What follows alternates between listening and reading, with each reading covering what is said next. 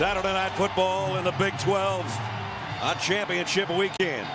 Presented by Windows, Texas and Kansas State set to have at it. Before we kick, we check in third member of our team, Holly Rowe.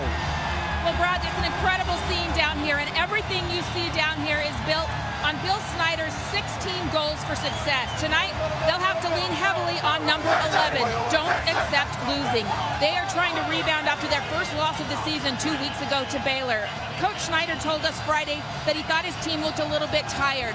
So after the game, they had a bye week. He gave his team Thursday, Friday, and Saturday off. I spoke to some of the players on the field, and they say it was a big deal. The teams were able to go home, refocus with their families, and come back in dialed up. They won the toss, but deferred, so the kickoff goes to Texas, and they'll come out to the 25-yard line. And with that, we've talked about it pretty much all week. Case McCoy takes over the reins as a starting quarterback. Having some final words there with offensive coordinator Brian Harsin. You know, Case McCoy, the good news for Texas, he hasn't started a game this season, but he did start some games on the road last year, played very well on the road, and Mac Brown reminded us, you know, he went into Texas A&M last year, late in the year, took care of the football, we were able to win the game. That's what they're counting on him doing tonight. Jonathan Gray is behind him. Both tight ends, McFarland and Daniels, on the move. They fake the fly sweep, and it's Gray for about a yard, and that's just about it. Darrell Childs made the stop as we take a look at our impact players, brought to you by Avis. Mike Davis wearing number 5 tonight. He's the big play receiver, 17.5 yards a catch. Jonathan Gray, the freshman, they'll lean on him heavily in the backfield. Kenny Vaccaro, the number 2 tackler in the defensive secondary for the Longhorns. Right away, we see a little up-tempo from Texas, taking a page out of the Baylor playbook from 2 weeks ago. Toss sweep, and Gray's not going anywhere. Kansas State rises up to make the stop. Adam Davis stretched it out, and it'll be third down and long on the opening drive for Texas. Now Arthur Brown, the heart and soul of the defense of this football team. We talk about Colin Klein being the leader of the offense. Arthur Brown is the same kind of leader on the defense, and he made a nice play there on second down. Third and long, which you want to avoid against this Kansas State defense. That's when they're at their best. McCoy in the shotgun. Malcolm Brown is there with him. McCoy's first throw down the middle is batted down the middle. Ryan Mueller knocked it down, and it's 3 and out Texas. Nice play by Mueller because he had a man open. Mike Davis was open on a hook route. It would have been a first down, and Mueller timed his jump, got that left hand on the football. Otherwise, the drive would have been extended for Texas. Alex King to punt, and look out on the other end. Tremaine Thompson averages 25 yards a punt return. He's going to have to fair catch this one right around the 30-yard line. So that brings out Colin Klein. Sensational numbers all year long until the hiccup a couple of weeks ago in Waco. And we'll see if that was indeed a hiccup. Well, I expected it was. You know, the problem was they weren't able to control the line of scrimmage against Baylor and establish their run. And that's what they live off of. And Colin Klein ended up throwing the ball 50 times in that game. That's not Kansas State's MO. They want to run the ball first and set up their play-action pass. John Hubert is behind him on first down from the 30, and he'll get the call. And Hubert spins his way out for 5, almost 6-yard line. As we take a look at our impact players, brought to you by Avis. Tyler Lockett back. He didn't play in that game a couple of weeks ago, and he makes an impact as a return man and a receiver. Chris Harper, big body, knows how to use it as a wideout. Nigel Malone, one of the top guys, 4 interceptions in the secondary tonight, and he'll have a beat on Case McCoy throughout the night when he puts the ball in the air. Second down and 5 with Klein in the shotgun. Typically, if number 37 is in the ball game, just follow him. The ball's going behind him. Braden Wilson, and that's where it goes, and that's where Klein goes. And he's going to be close to, if not at, the first down marker. Going to be half-yard shy. Wilson is a senior, one of the 27 seniors on this team. Nice lead blocker, 6'4", 256, kind of lines up as a fullback sometimes as a tight end or H-back. 2 tight ends in there right now, and Wilson stays in as well. And an eye backfield on 3rd down and 1. And they'll give it to the fullback, and he's stuffed. Second effort trying to get back, but he only got back to the line of scrimmage. And Peter Jenkins, the outside linebacker, the freshman, makes a great stop. Peter Jenkins, one of the young linebackers. Boy, they were crowded at the line of scrimmage. They were anticipating run the whole way. Jenkins was right off the line of scrimmage, anticipated the snap count, and got into the backfield to get Wilson. So that brings out Ryan Dorr to kick. Back-to-back punts. Quandre Diggs stands back on the other end around the 20-yard line for the Longhorns. Roll high kick. Diggs comes up, makes the catch at around the 24-yard line. 37-yard punt, no return. When we return, Case McCoy, his second effort, coming back out at quarterback for the Longhorns. No score, second possession for the Longhorns. Case McCoy at the controls. Joe Bergeron in along with Robertson, the fullback. He's going to throw, though. The out is intercepted. Pick 6 coming. Nigel Malone, touchdown.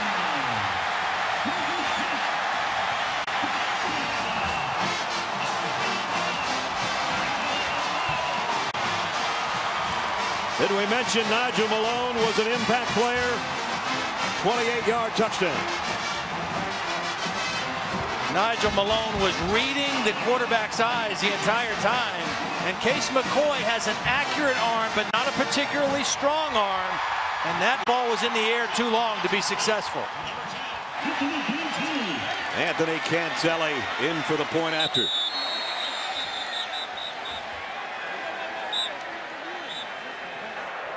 Previous play is under further review. Rolling on the field, was touchdown. Well, he walked into the end zone, but did he take the ball with him the whole time? I think that's maybe what they're looking at.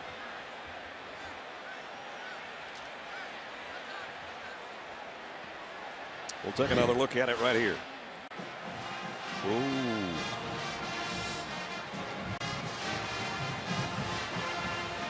I think he's across the goal line. But they'll have a look. Yep. It is a scoring play, and it is a turnover. Did the ball cross the plane? Ball's in his right hand. Looks like his body had crossed the plane. I think it had, but we'll see. It was close, really close. And I'm sure what Bill Snyder is going to tell him is that shouldn't ever be close. Run all the way in and hand the ball to the official, and then come and celebrate on the sideline. There was one of those in the NFL about a month ago, and it was upheld, but after they looked at it later, they realized it was too late to do anything about it, and the guy that intercepted the ball did not take it all the way to the end zone. First time in a couple of years that Kansas State's had a interception return for a touchdown.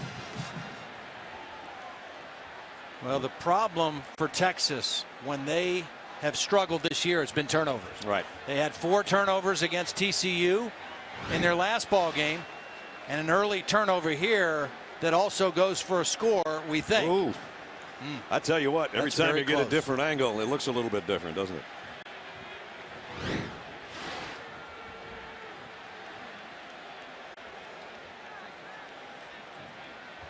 So Tom Robinson, who's right next to us, as a matter of fact, the replay booth's right next to us. This was a new rule a few years ago, and they talked about, was this going to be a problem? How much was it going to come up? And it hasn't come up very much. But we might have a ruling here that disappoints this home crowd quite a bit. You know, from that angle, it doesn't look like it made it, or it doesn't look like the ball made it, does it? Because I believe if they overturn this, the ball will belong to Texas on the 20-yard line. Yeah, it's going to be a touchback. So Scott Novak's our referee. We mentioned Tom Robinson's our replay official. Tom was in our trucks before the game. We said hello, and literally they are 12 feet away from us in the booth next door. This one takes a while because it means a lot. Not that they all don't, but now the fans are getting restless. Case McCoy, it would be his second interception that he's thrown this year in limited duty. He's smiling right now because he's hoping that maybe the Longhorns get a break here. And he's over there on the sideline with David Ash, who started the majority of the time this year for Texas. David Ash had a rib injury in the TCU game and was replaced by McCoy, and they weren't sure if David Ash was even going to be healthy to play this week, so they named McCoy the starter early in the process.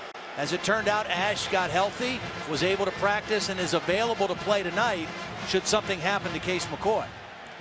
Well, this one's taken longer than it took for you to eat breakfast, partner, as I watched you.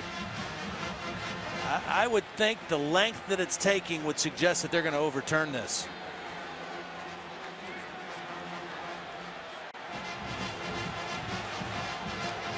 If indeed it stands, it's the 5th interception of the year by Malone. It'll be an interception either way, but we'll know if it's a touchdown or not. Touchdown, touchback, big difference. And finally, here's the call. After review, the runner intercepted the ball and was running towards the goal line. Before he broke the plane of the goal line, he let the ball go. He gave a signal of touchdown on the field, which by rule is an inadvertent signal. By rule, we must put the ball back at the half-yard line. Kansas State will have the ball at the half-yard line, 1st and goal. All right, well, that one shocked me. So they have the ball at the half-yard line. And the way that he explained that was the reason that they had to put it on the half-yard line instead of a touchback and on the 20 for Texas is that there was an inadvertent signal of a touchdown. Mack Brown wants a longer explanation. I don't think he's going to get one. Because nobody picked up the football. Nobody went and recovered the ball. Nobody did anything with the ball. And Mack Brown wants a clear explanation.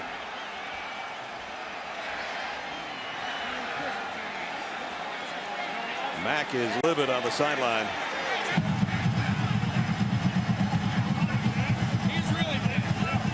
And so Kansas State has got it after the interception. 1st and goal right there. And this is usually Colin Klein time.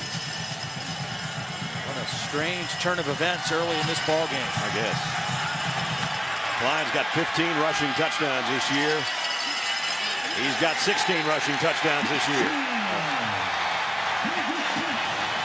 Well,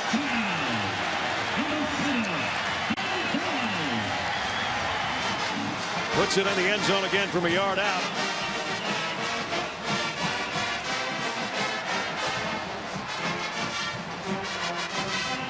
So it only took one play after the interception and the return. And Cantelli in for the point after.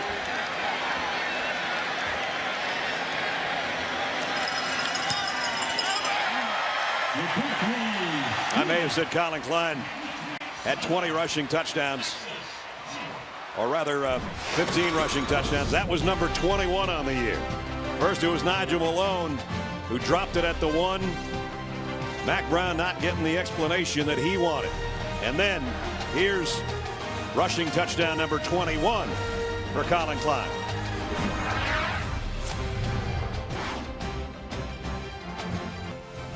Strange first 3.5 minutes in Manhattan. Kansas State leads 7-0 on Colin Klein's 1-yard touchdown.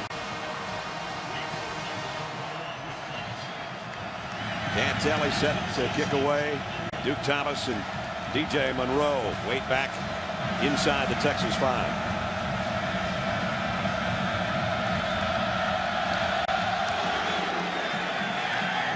One should be returnable from the 5-yard line as Monroe. Return set up to the left. He's never going to get to the corner, though, as he got out around the 15 or 16-yard line. Well, you had a chance, partner, to go over to our replay official. I said they're 12 feet away. You talked to Tom Robinson during the whole timeout about that strange turn of events on the interception. Yeah, and I've never seen a situation like this, but a couple things happened. The ball did come out before he crossed the goal line. Now, if that ball would have rolled out of bounds or out of the end zone, the ball would have belonged to Texas as a touchback, first down going the other way. Because it died in the end zone, the ball was going to belong to Kansas State. If there was no inadvertent touchdown signal, it would have been a touchdown for Kansas State. We may never see that one again, and I hope we don't. Let me just finish, because there are three scenarios. All right. There was an inadvertent signal. Because there was an inadvertent signal, they had to go back to where the ball hit the ground initially and give the ball back to Kansas State. Wow. That is an unusual situation. Pick up a 3 on that last play. 2nd down and 7. Only a yard or so. Arthur Brown. Touchdown, Jonathan Gray. Well, already we're seeing a different-looking Kansas State defense. They were passive against the run in Waco 2 weeks ago, and they got shredded for 342 yards of rushing. A much stouter-looking defense against the run so far tonight for the Wildcats. Texas didn't want to get behind the chains, and that's all they've done so far. 3rd down and 6. In a pistol set.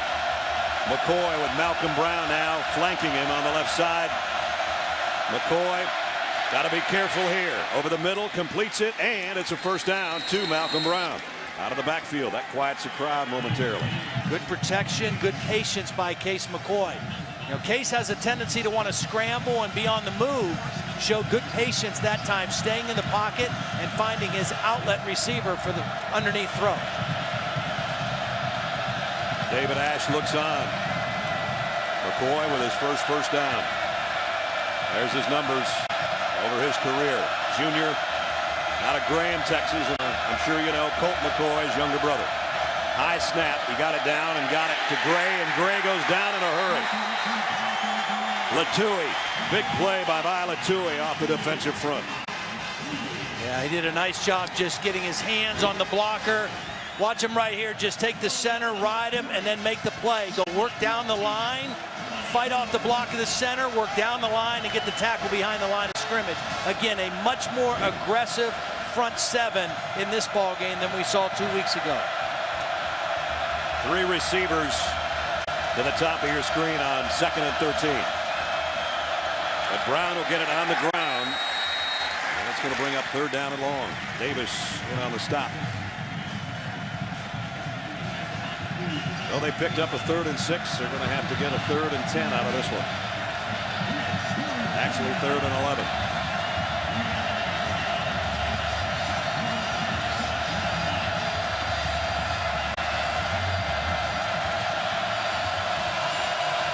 Four wideouts for Case McCoy.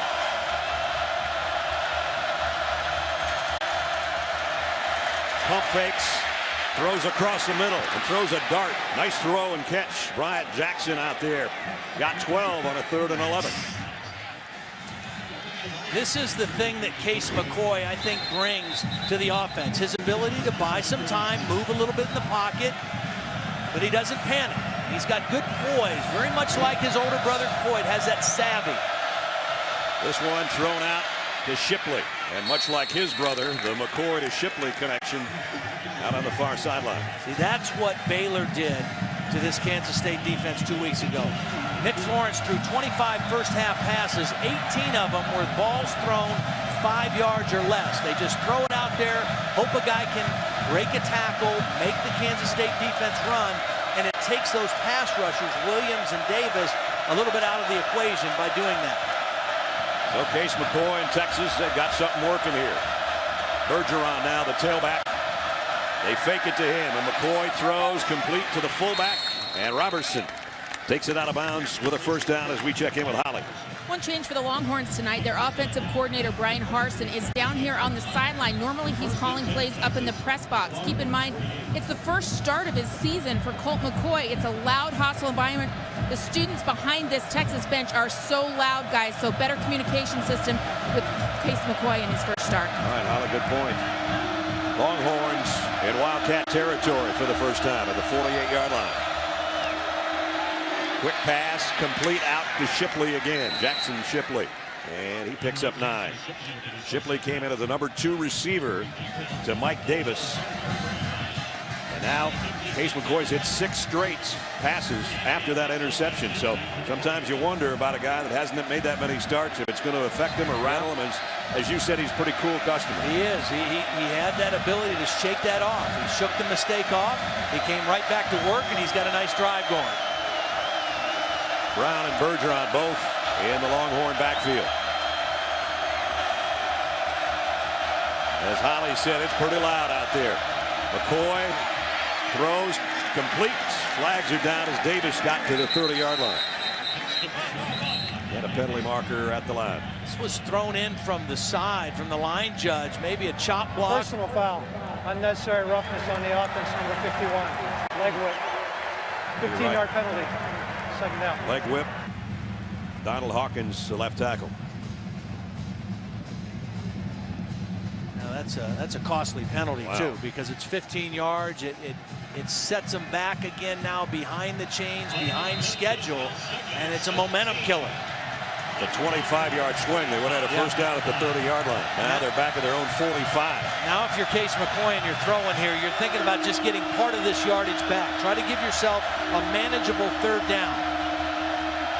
Gray behind him in the pistol. They fake it that way. Throw short. Davis, who caught the last ball, run out of bounds after a pickup of about 5. Midfield, third down, 12, Texas. Blitz coming. McCoy wants to throw a screen. Got it out there to Brown. He's not going to get to the sticks, but he did get to the 44-yard line.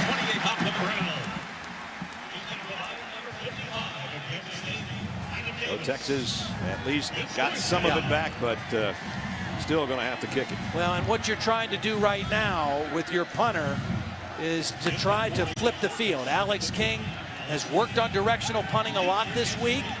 Try to knock this out inside the 10-yard line and prevent any kind of a return. You don't want it in the hands of either one of the guys that are back there. Well, end over end kick. He didn't get nearly enough of that, but maybe it'll take a bounce. A good one. It does. A great bounce. Maybe he knew what he was doing. All the way down to the 1-foot line. That turned out pretty well. Good job, Mr. King. 5:18 remaining first quarter. Colin Klein's got it back when we come back deep in his own territory. Kansas State playing for a BCS berth here. And their tailback just got out of the end zone. John Hubert working from the 1-foot line, and Quandre Diggs almost had a safety. Yeah, you really don't want to try to bounce too much on a play like this. You want to stick it up in there. Pretty good job forcing him outside. That was Bynum, Carrington Bynum, that forced him to bounce outside, and Hubert does a nice job getting the ball out. Ooh. I wouldn't be surprised to see Colin Klein throw it here. Little play action, get max protection, and try to throw your way out of this situation. He'll take the snap 5 yards in his own end zone. On 2nd and 10, inside the 1. Line rolling to throw. Whoa, he might have stepped on the back chalk line. I guess not. He does throw. It's incomplete. That was close. He was tight roping the back of the end zone. I mean, so tight that he actually looked down to see where his feet were. He took his eyes off of the coverage to look down to see where he was with his feet. And the referee was looking right at it. He did not step out of bounds, but looking down, took his eyes off the defense, and he ended up having to throw it away. Well, now you got to be careful. It's 3rd down and 10. You got your tailback about a yard from being out of the back of the end zone. And 2 receivers to the near side.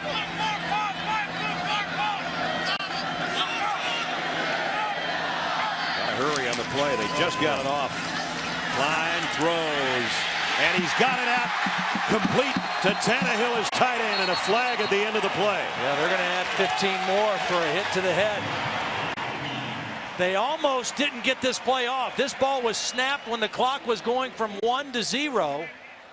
Colin Klein went to go play action. The back went the other way. This looked like a disastrous play to start. And as it turns out, they're going to be out by midfield. There are fouls against both teams on the play. Pass interference, offense number 85. Personal foul, unnecessary roughness on the defense number 4, targeting. Penalties offset. 3rd down. So we're going back. Trot back to the end zone for a huddle. Well, 85 was on the outside. Trujillo was on the outside. Here's the offensive pass interference. Both guys pushing each other. They called Trujillo,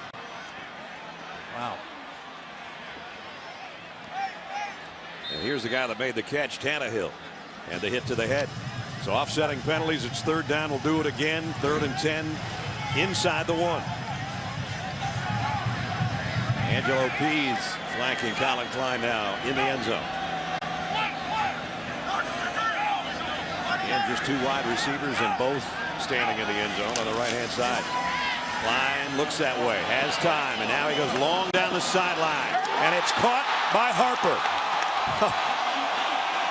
That looked like a jump ball, but he didn't have to jump. Well, you know, they just called offensive pass interference on Trujillo on the other side. They could have called pass interference on Harper on this side. He pushed off a little bit and then used that big body to go up for a rebound. Watch him push and then get his body in front of the defender. A 36-yard play, and it's first down at the 37. Some guys, you just throw it up there and giving them a chance, even if they're not open. That was a good decision by Colin Klein to throw it up there for Harper. Now Klein with play action, set to throw again, and he's hit as he throws, and the ball just dribbles out to the sideline. Might have been Cedric Reed, I think, that got the hit. Or maybe Whaley.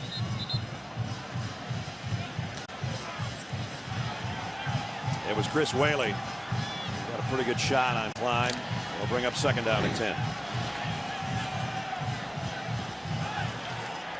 This time, extra receivers, empty backfield, and a 5-receiver group for Klein on second and 10.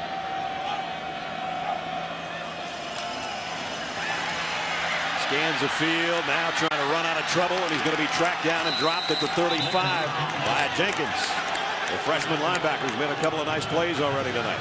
Well, and again, similar to last week in the second half, it almost feels a little bit like Kansas State is getting away from their identity a little bit in the early part of this game. They got themselves out from their deep in their own territory, and then they went right into spread-type pass formations and are throwing the football, and getting away from their ability to establish the run. Okafor in his track stance. He's been shaken up since the TCU game, but one of the leading sack artists in the Big 12. Klein on 3rd and long, completes it, and it's Harper again. He's just such a wide body as a receiver that even if you have him covered, if he gets inside of you, you have no chance. Watch him just body up the defender like a guy boxing out for a rebound, and you can't get around him. I mean, he's a thick receiver, and he catches the ball with his hands away from his body. That's just a tough guy to cover. 234 pounds of muscle. Second big catch on this drive for Harper. And a first down, K-State at the 47. Now they go back to the ground. Haven't gotten much there tonight, but Pease with a decent run. He's going to pick up close to 5. We talked to Bill Snyder about Chris Harper on Friday, and he just kind of lit up when he was talking about it. He said, you know, this young guy is really starting to get it. I mean, he is just now starting to come into his own as a receiver. Early on in his career, maybe didn't buy into everything that they were trying to do here in terms of how they built their team. Always was athletic, but this year has really blossomed as a wide receiver. He only had 2 catches against Texas in last year's win, but one of those was a touchdown catch in the final 10 seconds of the first half, and that was really a big boost for the Kansas State offense. Here's the first option pitch of the night to Pease, and cut down. Kelly Vaccaro, nice tackle on the far sideline.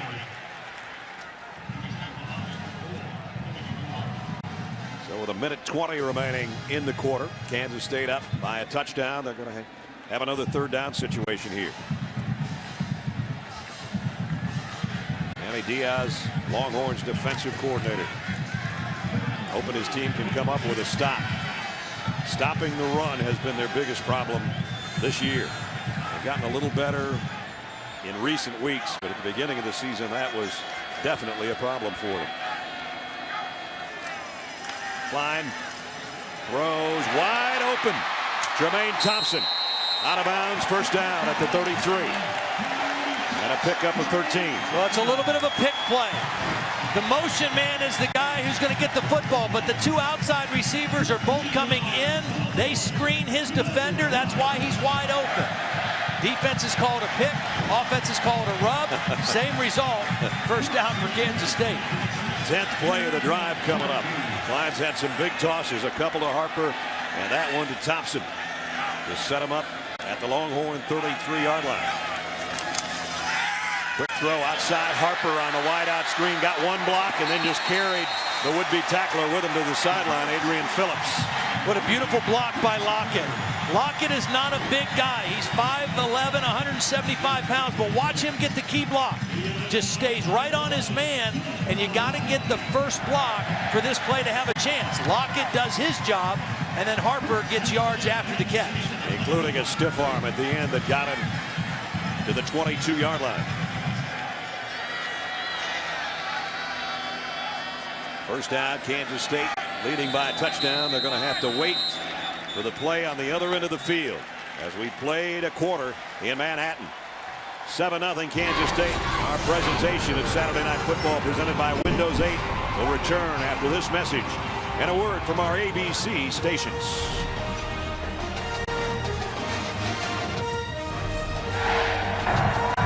Brett Nessler, Todd Blackledge, and Holly Rowe along with you. Kansas State with 87 yards in that first quarter, only 121 against Texas last year in the entire ball game. So a much more productive start offensively, and Colin Klein has been pretty hot. 1st and 10 at the Longhorn 22 to open the quarter, and the throw is incomplete. Quandre Diggs covering on Chris Harper, who got a hand on it. That was it. Well, Harper again had the inside position, but the ball was thrown too high, and he wasn't able to use that big body because the ball was over his head. So far, we haven't seen one aimed at Tyler Lockett. Been nursing a little bit of an injury. He's in the slot right now to the top of your screen on 2nd down and 10. Klein has a look to the sideline, and now backpedals into a pistol set with Pease behind it. And on the option, he'll keep it. Nice cut to the inside to get inside the 20. Down around the 17 as his wife Shaylin looks on. Basketball player here at Kansas State, daughter of a good friend of yours. Yep, Gary Spaney was a great player here. Linebacker. All-American here at Kansas State, played for the Chiefs. Talked to Shaylin today. She's just like a player. She said, this night game's killing me. I've just been going crazy all day. I'm fine once the game starts. It's what leads up to the game that drives me nuts. 3rd down and 5.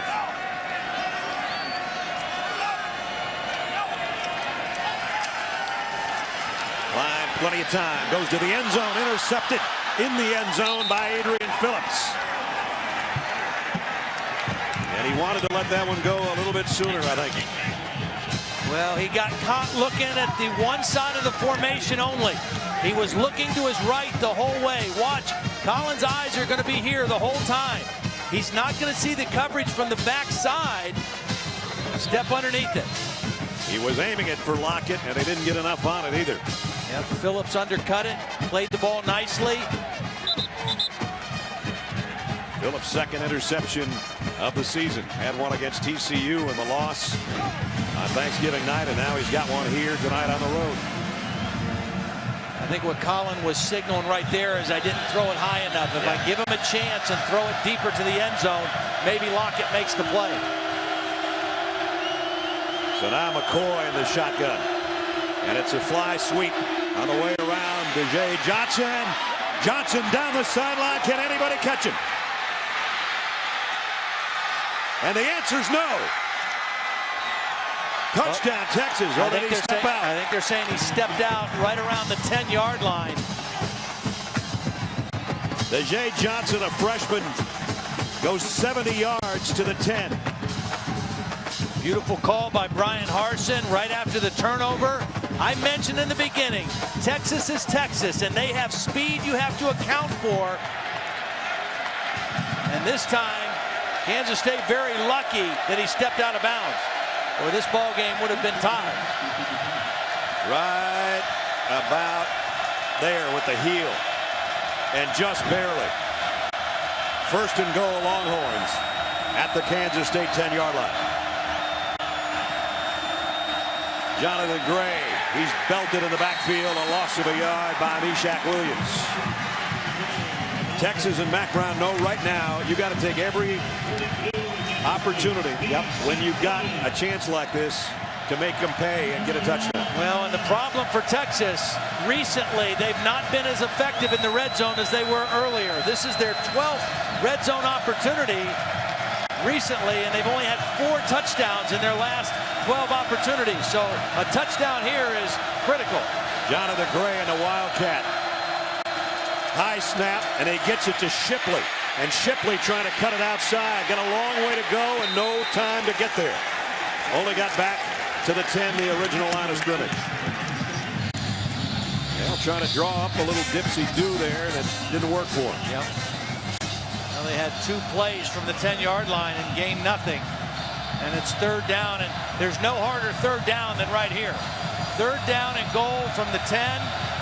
You're playing against a short field, so the defense doesn't have to play depth. Very, very difficult to convert this play. This would be a huge stop for Kansas State's defense if they could just force a field goal.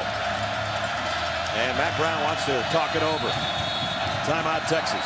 Timeout, Texas. Big 3rd and goal here early in the 2nd quarter. Upcoming, Kansas State by 7. Texas trying to take advantage of that long run by Johnson. 3rd and goal at the 10-yard line. Keep an eye on M.J. McFarland. He's a big tight end up here in the slot. 6'5", big target. McCoy running out of time. That's the last thing you want to have happen, and there might be a holding call on top of it. Holding, offense number 75. Penalties decline. They decline the penalty and take the sack, which is a 10-yard loss. So now the line of scrimmage is at 20, and they bring out the field goal unit. I think he was looking for McFarland, and had he had a little bit more time, he might have had a shot for the touchdown, but the pocket collapsed on him. Nick Jordan will try a 37-yard field goal. As you saw, his longest this year, 38 yards. He did not look too strong in pregame. He's looking pretty good on that one. Good. 37-yard kick is good. But a wasted opportunity. Long run by Johnson got him down to the 10-yard line. 1st and goal became 4th and goal at the 20, and they have to settle for 3.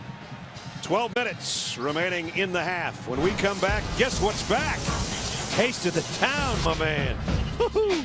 That looks good.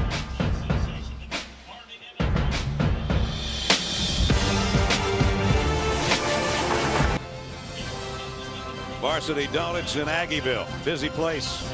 You don't really move that fast after you have the donuts, so trust me. 7-3, 12 minutes remaining in the half. 5-play drive, a little over 2 minutes, and Texas had to settle for a 37-yard field goal. And now Nick Rose to kick off to Tyler Lockett and Tremaine Thompson. Kick to the goal line to Lockett.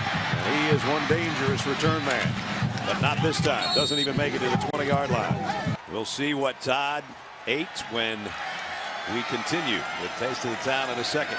Meanwhile, at the 17-yard line, just inside the 18, actually, Kansas State taking over, leading by 4. Klein on the option. He'll keep it. And he's run out at the 20-yard line.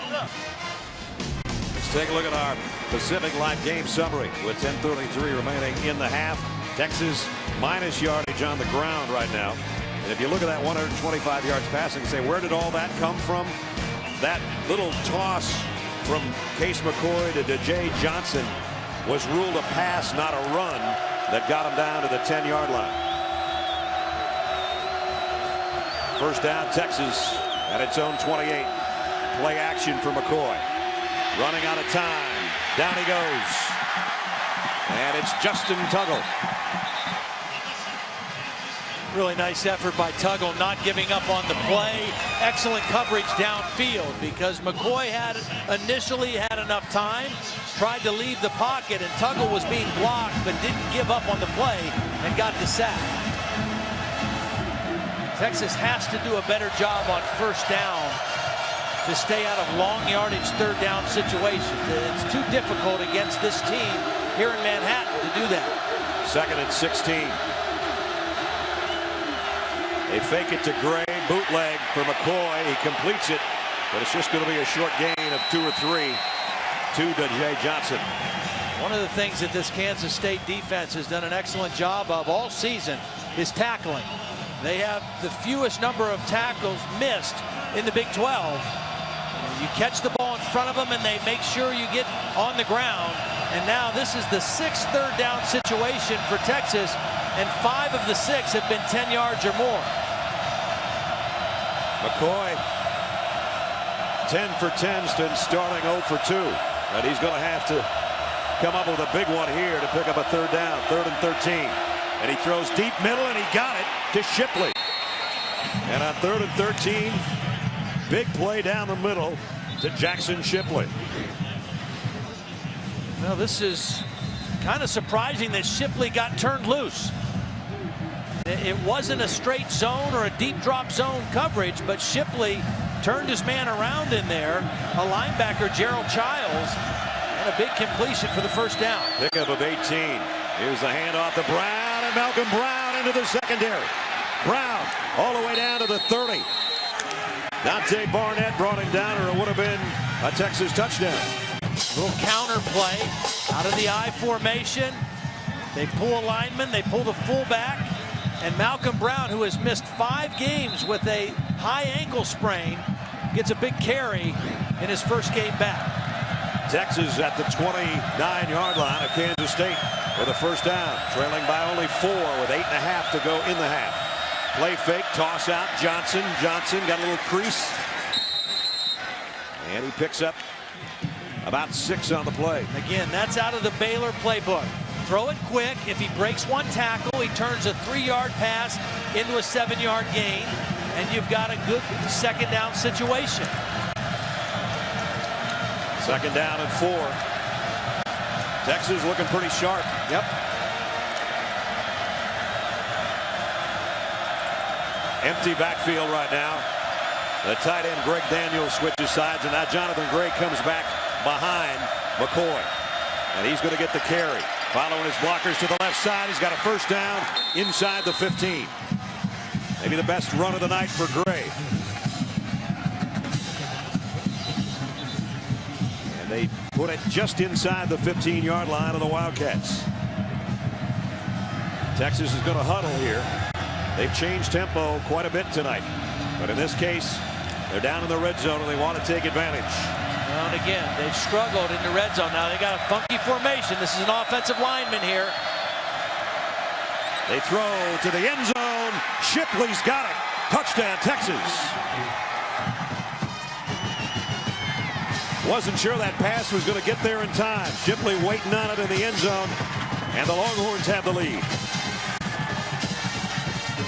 See, what they did was they put the tackle out here. So they were trying to hope that Kansas State wouldn't realize that was a tight end and they wouldn't cover him. But they covered him, but they left Shipley open. And a nice job by McCoy getting the ball to Shipley. Extra point is good. 7-play drive covers 72 yards. And you see Case McCoy with the fist pump. Right between 2 defenders. Shipley waiting on it, gathering it in, and Texas in front.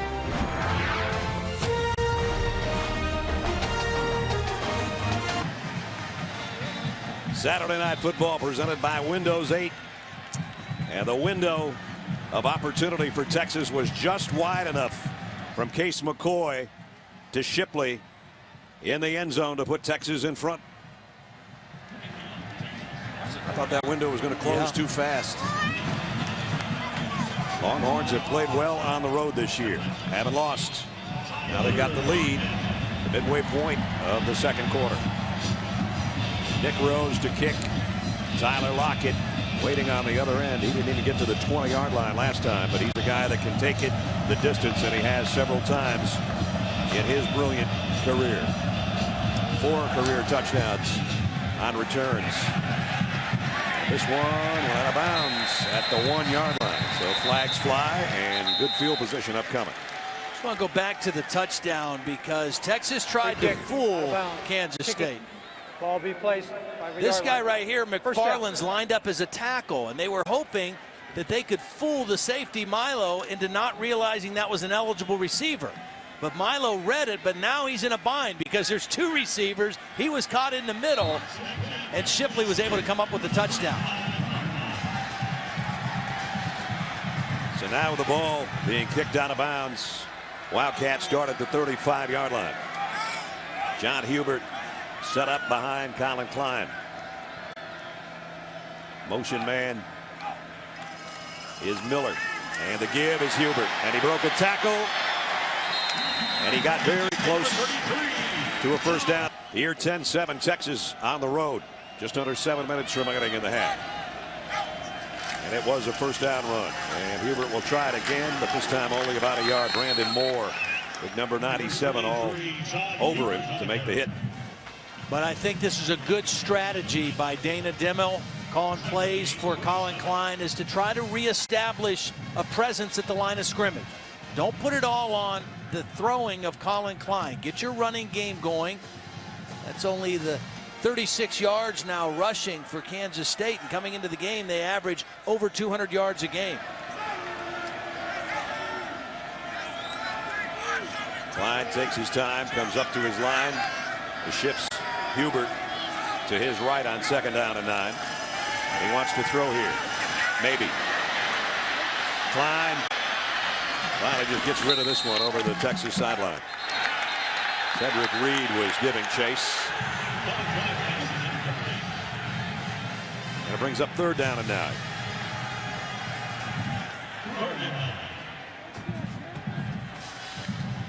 And Mac Brown doing a little coaching out there on his freshman linebacker. Yeah. A little attitude coaching. So third and long, empty backfield. Klein's got 5 receivers. From the 46, Texas thinking about a blitz off the corner, and they're going to bring it.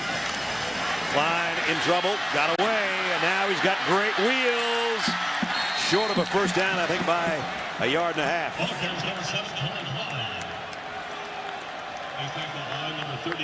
And they're going to be short by almost 2. It is 2.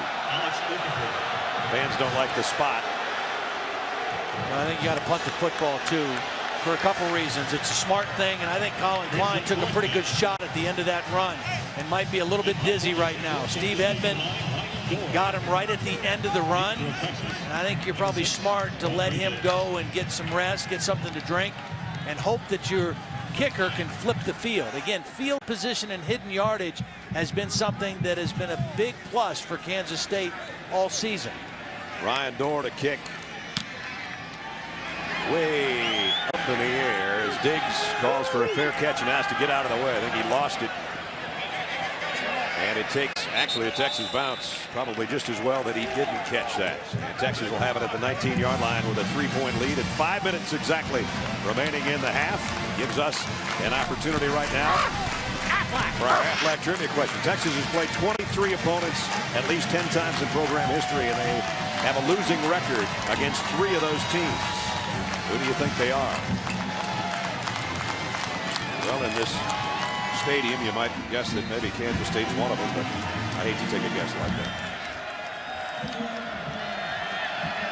Right now for Case McCoy, Brad, you got to take care of the football.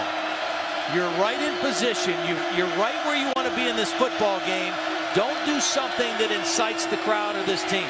Jonathan Gray got across the 20 to the 21. You saw that graphic, 13 straight completions for Case, and he's chasing his big brother's record of 18. And Gray comes up limping, and that's not good news for Texas. Their leading rusher. Well, the only benefit is that you do have Malcolm Brown back this week. And he's been gone for 5 weeks. So you have a little depth that you haven't had. They fake it to him. McCoy on the bootleg. There's 14 in a row, and got it to Brown, and Brown got a first down at the 30. You know, it's worth mentioning also that Jeremy Hills is not here, a senior running back who injured his leg late in the TCU game, and his value was on third down. He was their key third down back, pass protection, very involved in the screen game. He's unable to play tonight. There he is, number 5, and it is honor Mike Davis, the leading wide receiver for Texas, is wearing number 5, knowing that Hills won't make the field, but he will be on the field. There's Mike, himself a junior wide receiver. Here's the end around. A flip to Johnson. It worked going the other way. It works coming this way. Not for 70 yards, but for a first down at the 45-yard line. See, again, it's the speed. I mean, Texas has speed. Whether it's Mike Davis, whether it's Najee Johnson, Marquise Goodwin, who's not been able to play tonight, they've got athletes, they've got speed, and if you get them out on the perimeter with a full head of steam behind them, they can make big plays. Jonathan Gray comes back in, so he's all right. First down, Longhorns, their own 44-yard line, leading by 3 as we're approaching 3 minutes in the half. Not going to get the playoff. Nope. They either call timeout from the sideline. Texas, second charge of the first half. They're down to 1 timeout. Matt called one earlier in this quarter. But with 3:35 remaining in the half, we'll take a timeout with them. Longhorns up 10-7. Back in Manhattan, where Texas has it 1st and 10 at its own 44-yard line. Gray behind McCoy will get the carry. He's had a hard time finding some running room. Arthur Brown, the captain of the defense, made the stop. A couple of minutes ago, before the commercial, we asked you the Aflac trivia question. 23 opponents at least 10 times in program history and losing records against 3 teams. You might guess Kansas State's one because they've won 4 straight in the series.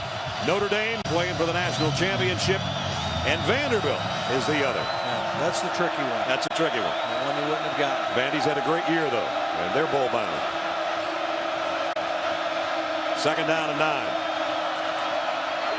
McCoy the throw, nice one, complete, first down. Caleb Jones, freshman wide out, and the drive continues.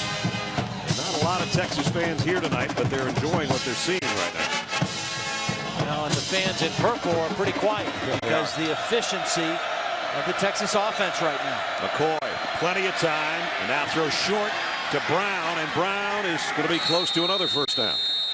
What Texas has started to be able to do in this ball game is win on first down.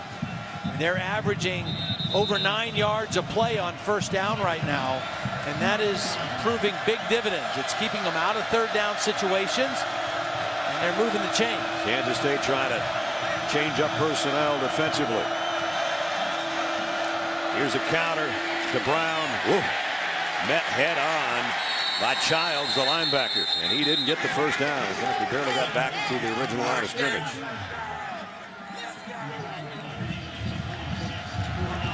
Terrell Childs, a senior, one of the 27 out of Kansas City, stood him up, and it's 3rd down and a yard.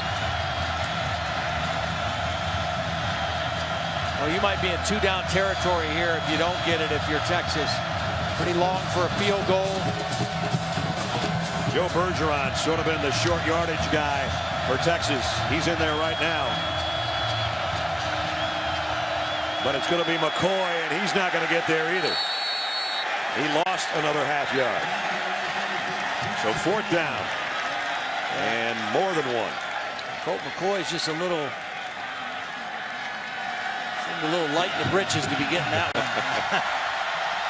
He didn't hit it up in there too hard, and good surge up front from Kansas State, particularly Sua and Latui on the inside. As you said, though, 4-down territory. So 4th down and 1. Bergeron in there, so is a fullback. Robertson. Will they run or throw on 4th down and a long yard? They're going to give him a shot, and he got it. Nice run by Bergeron. He's been their short yardage guy. As we mentioned, he's got 16 touchdowns on the year, and a lot of those were in short yardage situations. This time, not a touchdown, but a big, big first down. He's got enough speed to make plays on the perimeter also, but he's got a big physical body. He likes to lower that shoulder. Did a nice job of running with leverage there at 230 pounds. Clock stop with 31 seconds remaining. Timeout, Texas. Third and final of the first half. Texas takes its last time out. They want to get at least 3 out of this deal, but they got a long ways to go. They're still at the 31-yard line, and that'll be a long, long kick. Well, we saw the guy that has succeeded RG3 at Baylor, Nick Florence, has now led his team to 3 consecutive wins to get the Bears bowl eligible. Well, he had an outstanding year too as a senior, 1 year as a starting quarterback. Now Texas out of timeouts. They started at their own 19-yard line. This is the 10th play of the Longhorns drive. Case McCoy throws to the outside, complete, tiptoeing out of bounds is Davis. Don't forget Capital One halftime report. John and Jesse will be along with all the day's highlights and scores coming up in 32 seconds. Well, I have really been impressed with McCoy. I mean, not only his accuracy and his feel for the game, but how he came back after the interception also. The next pass ties his brother Colt for most consecutive passes completed by a Longhorn. Let's see if he gets it. Pump fakes, and he goes deep. And there's the first incompletion that stops him, and Colt's going, yeah, I didn't want him to get that anyway. So it's going to bring up third down. Well, I think they need one more completion here. You know, they've got time. They've got 27 seconds. I still think they're a little bit outside of the field goal comfort range. They've got time to go down the middle. The clock would stop if they get a first down and then spike it. Shipley is usually the go-to guy in a situation like this. 3rd and 3. McCoy dancing around, don't want to take a sack, and he throws it all the way over to the first row. Yep, there's the penalty. Flags fly in.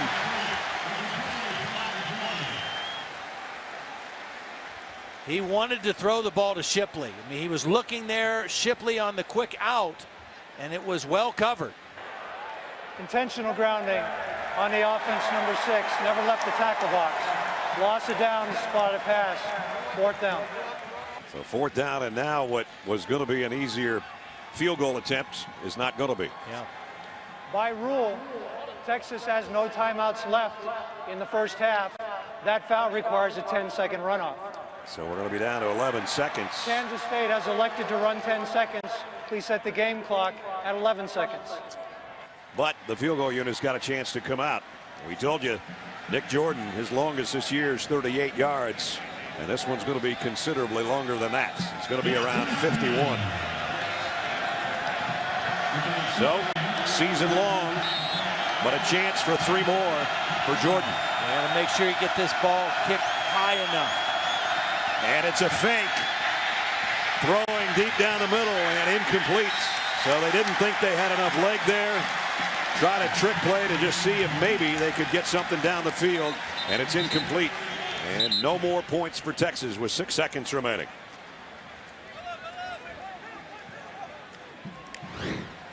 Well, pretty good discipline by Kansas State. They came with a rush, but they still weren't fooled down the field. Cedric Reed was the intended receiver. Well, really no further harm done. Yep. As Colin Klein will take a knee here, and the first half comes to a close. Texas, though, on the road, leading at halftime. Will that lead hold up, or can Colin Klein and Kansas State bring his team back in his final appearance on this field in the second half? Let's check in with Holly. Well, Coach, the first possession of the game, your young quarterback in his first start this season throws a pick. How has he responded since then? I think he's responded really well. We blew an opportunity there. We had an opportunity to get some points, and we needed 3, but we thought we were stretching our field goal kicker and couldn't afford the block. We thought we had a chance at the fake, and they held us up there. But guys are playing hard. It's a great football game. Your Achilles heel this year in defense has been rushing defense, but you've held a very powerful rushing team to just 43 yards in the first half. How? We've played a lot better against the run the last 5 weeks, and we understand that we've got to make sure that they're one-dimensional, like we said before the game. We can't let them do both. Thanks, Coach. Thank you. So Texas on the road where they've been perfect this year. Another lead as they head to the locker room. Up 10-7 over the number 6 team in the country. Third quarter just about set to begin. Texas trying to remain perfect on the road. More importantly, trying to upset Kansas State and spoil their BCS aspirations.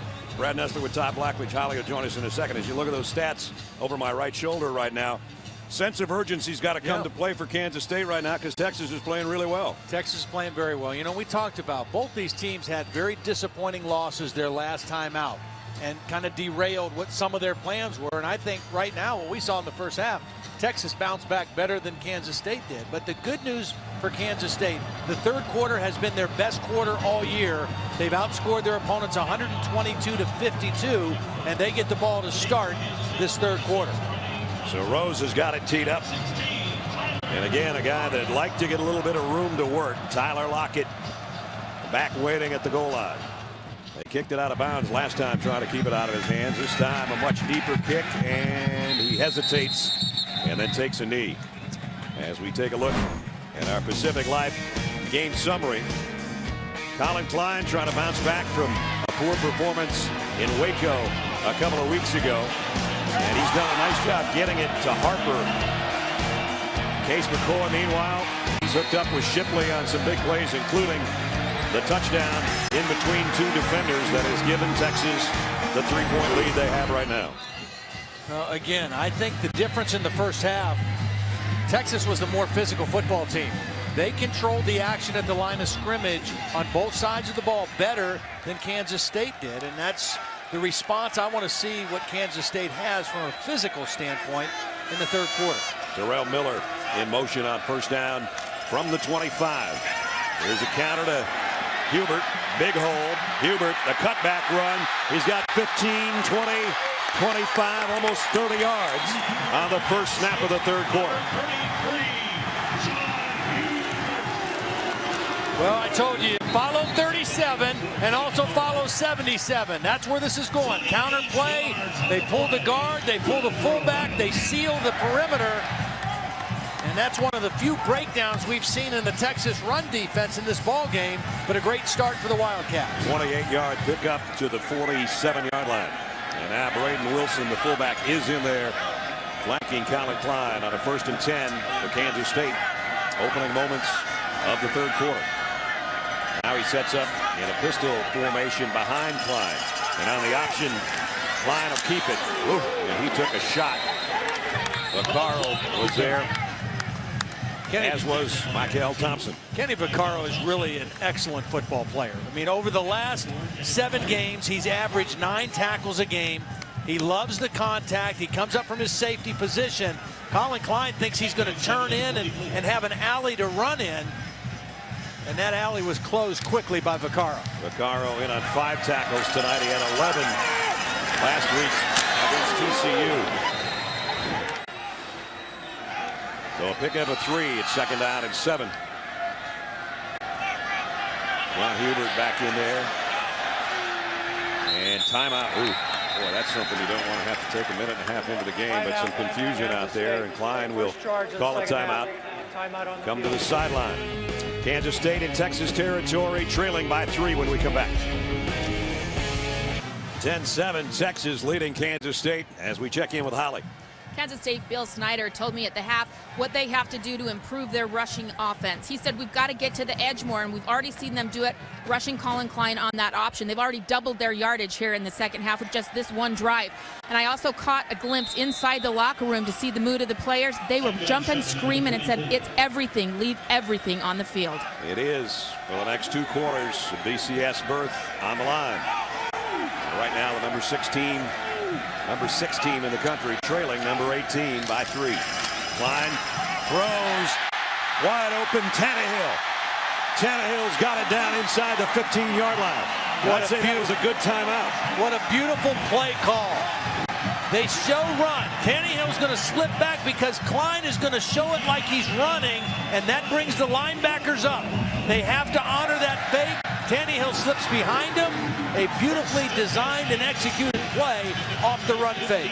All Colin has to do there is make sure he doesn't cross the line of scrimmage before he lets it go, and it was beautifully done. And now they're in the red zone. Longest pass by Klein tonight, a 29-yarder. Now he'll keep it on the zone read, and he got inside the 10 and down to the 5. Well, and just like Holly said, trying to get him to the perimeter. 2 Klein runs. The first run of the half was a Hubert run on the counter. They seal the edge and they get him out here where he can go one-on-one. And I think one of the things that makes that important is I think Kansas State's wide receivers block downfield as well as anybody I've seen this season in college football. That's what makes perimeter runs effective. 36 rushing touchdowns in goal-to-go situations. And it's first and goal right now at the 5. He waits for his blockers, takes it outside, and now trying to cut back inside, and Texas waiting on it. Brandon Moore does a nice job to stay home from his defensive tackle spot. Made the tackle. Well, they kept the edge of the defense intact. And what that means is you don't lose outside leverage and allow Colin Klein to get outside to the perimeter. You force him to continue to move it back inside where there's extra help and extra defenders. That was well defended. Actually lost a yard. Second and goal at the 6. John Hubert behind him. 3 receivers for Klein here. Might look for Harper on the slant. He's up here. If he has single coverage without a safety coming over the top, might try to work the slant. Got to hurry to get the play off. Klein straight ahead. Got it to the 2. Steve Edmond, the little linebacker, in on another tackle. This linebacker position has really been pounded this year. They lost their leader inside early. Marco Cobbs, they lost last week or in their last game, and they have played a lot of young guys in a very difficult position. Third down and goal.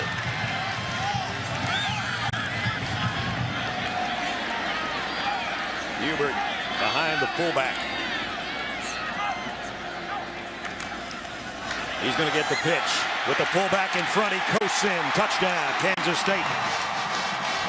Well, Kenny Vaccaro got a nice hit on Colin Klein again, but not before Colin Klein made the perfect pitch to Hubert. When you run the option, you're exposed and vulnerable as a quarterback, but you still got to make that quality pitch, and that was beautifully done. 75-yard drive for the touchdown. We've got an injured player in the end zone for the Longhorns.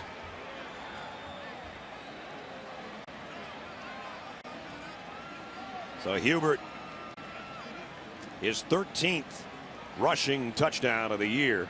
Guy that's down is Peter Jenkins, the freshman outside linebacker for Texas, who's played very, very well so far tonight.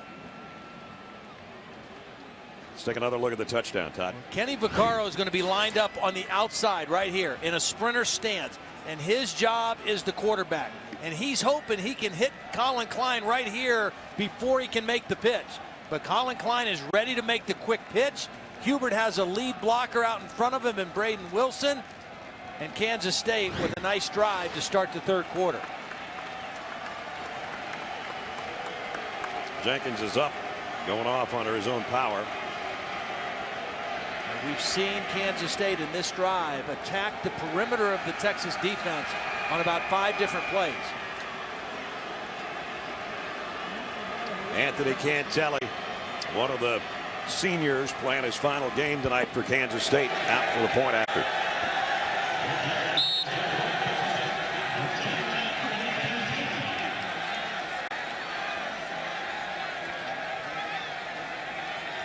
So the Wildcats open up the third quarter in style. And in 4 minutes and 1 second, take the lead. Back from Texas. 14-10, capping a 75-yard drive. John Hubert for the Wildcat touchdown.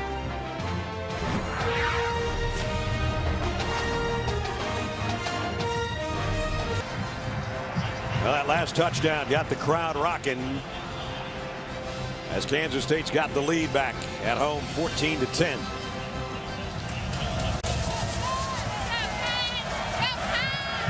Cantelli to kick. Monroe and Thomas back deep for Texas. Monroe from the 1. Got a little crease and flags fly in. Probably going to negate a nice return with an illegal block.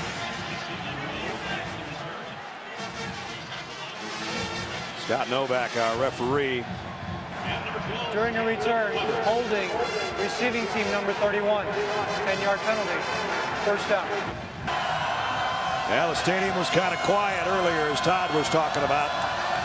And now it's rocking with Texas having to work from its own 10-yard line.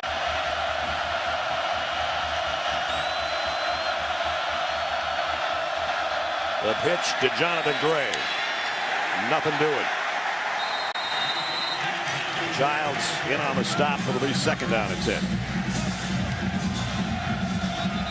Oh, again, Case McCoy has played beautifully so far in this ball game. Now the first possession of the third quarter. He was hot. He was accurate. He had the interception early. He bounced back.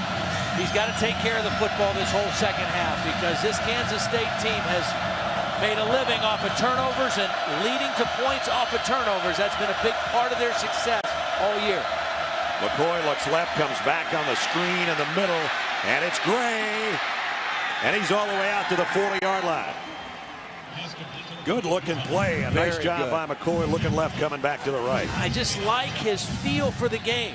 I mean, Gray's going to slip out. He looks left. He looks left. He allows that rush to come. Nice, accurate pass for Gray to catch. Not worry about making a difficult catch, and then get behind those blockers on the screen. A 30-yard pickup. Excuse me, Todd. First down at the 40. Malcolm Brown in there to give Gray a breather. Those two have been alternating at tailback. And at Brown, and now end around to Jones.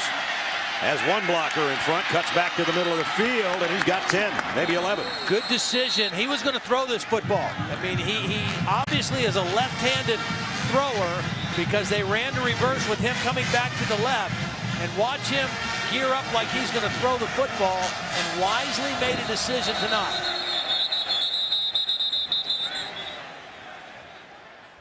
And the officials whistle play to a stop here. I don't see a flag. The offensive team substituted. Defense was not given an opportunity to match up. We will replay first down. That's what I thought it was going to be. Play clock at 25 seconds. You've got to give the defense an opportunity to get their guys out there. And Texas was going so fast, and it was in the end of our replay. Yeah. If you don't substitute, you can go as fast as you want. But if you substitute, you have to give the defense time to match that substitution. And Justin Tuggle's the last guy that runs off the field for the Wildcats. First down, Texas, right at midfield.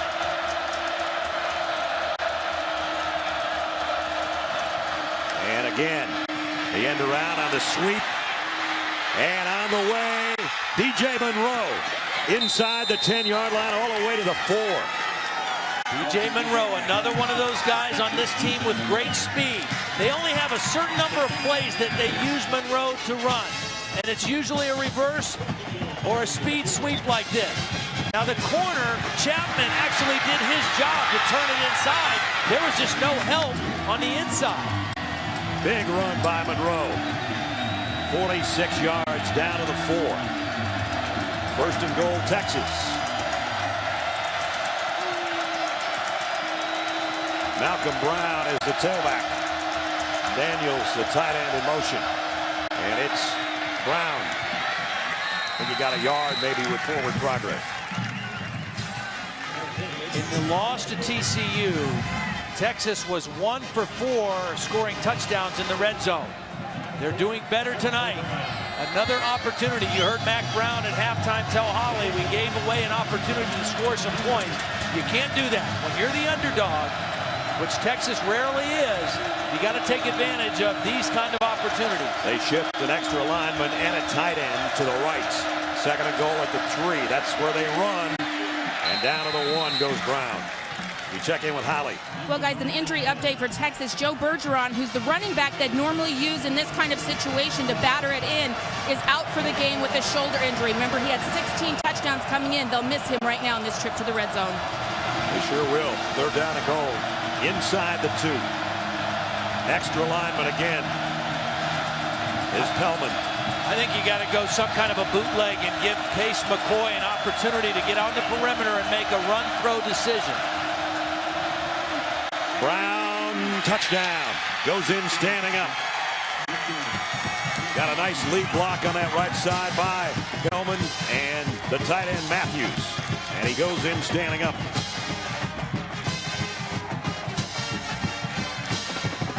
90-yard drive in 7 plays. Wow. Texas really needed that one. Wanted to answer Kansas State, and that's the way to answer.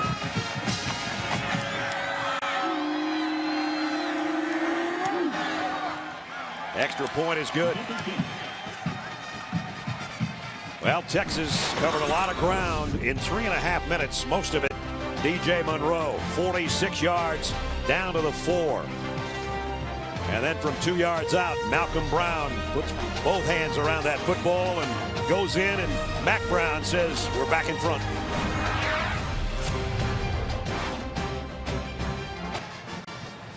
So Texas goes back in front by 3. So we take you back to the touchdown. Well, they didn't have their big back Bergeron in, but they had their big lineup. These are 3 offensive linemen, and then they take this guard and lead up in there with Trey Hopkins and run behind those 4 offensive linemen and a tight end and just power their way into the end zone. Hey, you're running behind about 1,300 pounds there.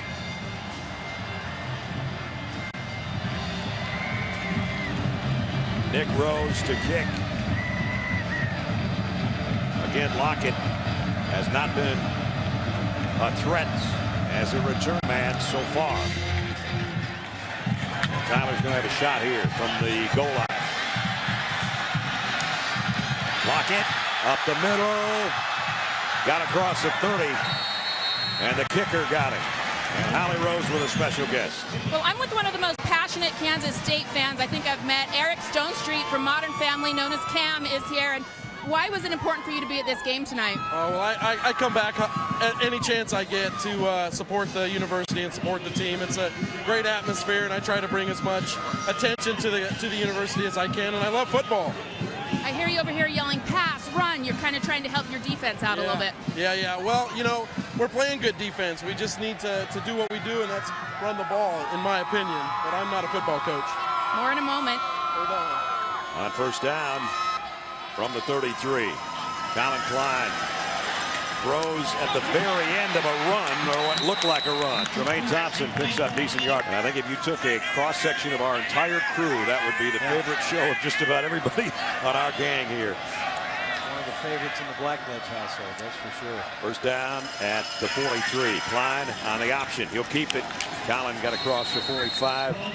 Close to the, they're going to mark him down at the 46. So Kansas State having to play from behind now for the 3rd time tonight. And we're under 6.5 minutes in the 3rd quarter. Yeah, but they're not behind like the last time we saw them, where the game got really out of reach and the running game all but disappeared. I mean, this game is manageable, and they can continue to try to establish their run game, get Colin Klein out on the perimeter, and throw when they want to and not because they have to. 2nd down, 7. Angelo Pease in the backfield with Klein. He's going to follow him as a lead blocker, and Klein's got the first down and a bunch more down to the 40-yard line. Number 7, Colin Klein. Colin Klein doing what he does best, picks up 14. See, Angelo Pease is going to be the lead blocker no matter what. I mean, there's a little bit of a fake, like he might get the ball, but he's a lead blocker, and he gets right up onto the linebacker, Edmond, and Colin Klein shows good vision as a runner on that play. When the quarterback is a willing runner, it gives you one extra blocker. You have one more body than the defense has around the line of scrimmage. Now Klein in the shotgun on first down at the 40.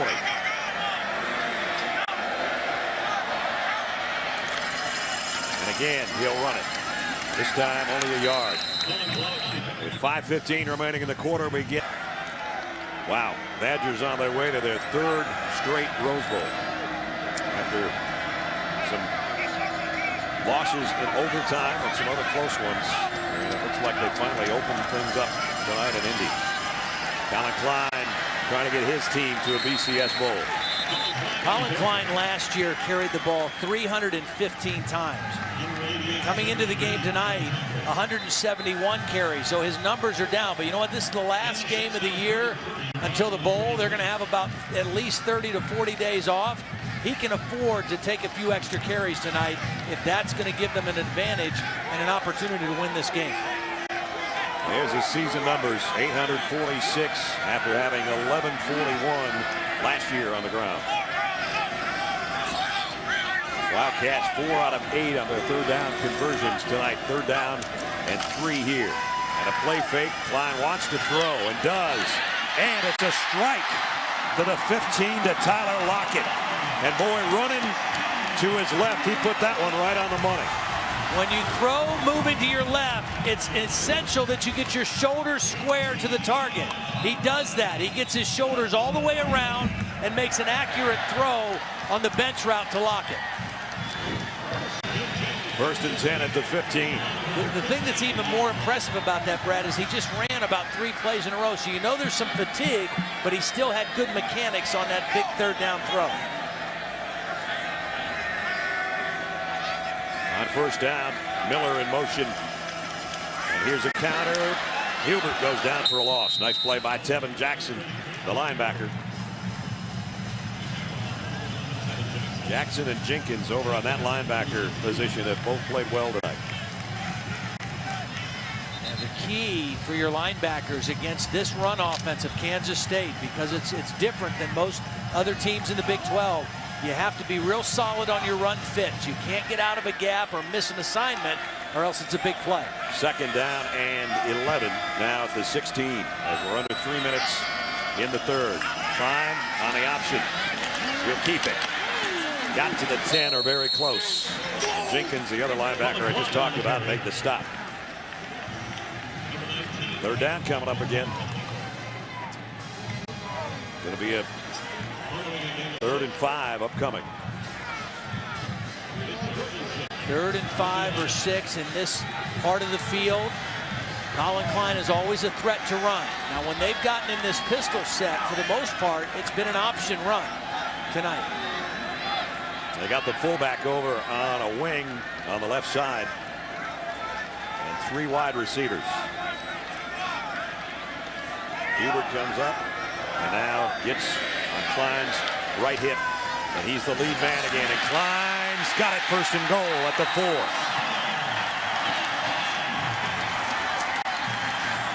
See, I think that started out to be an option. They changed the play from the line of scrimmage. He moved the back, and now it's a lead draw with the back leading the way for the quarterback. Nice block by Hubert, squared up on the linebacker, and Colin Klein not afraid to stick his nose in there and get the first down. The 10th play of the drive again, and 1st and goal at the 4. Ball might never leave his hands again on this drive. Who knows?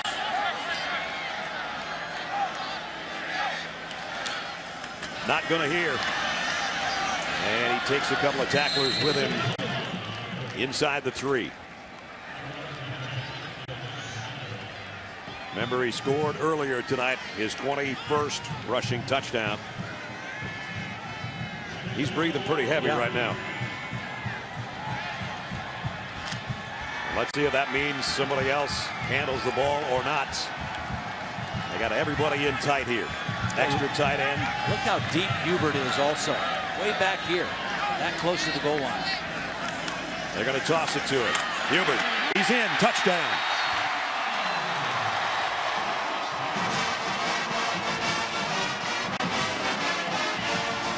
He might have been deep, but he could certainly see where he was heading.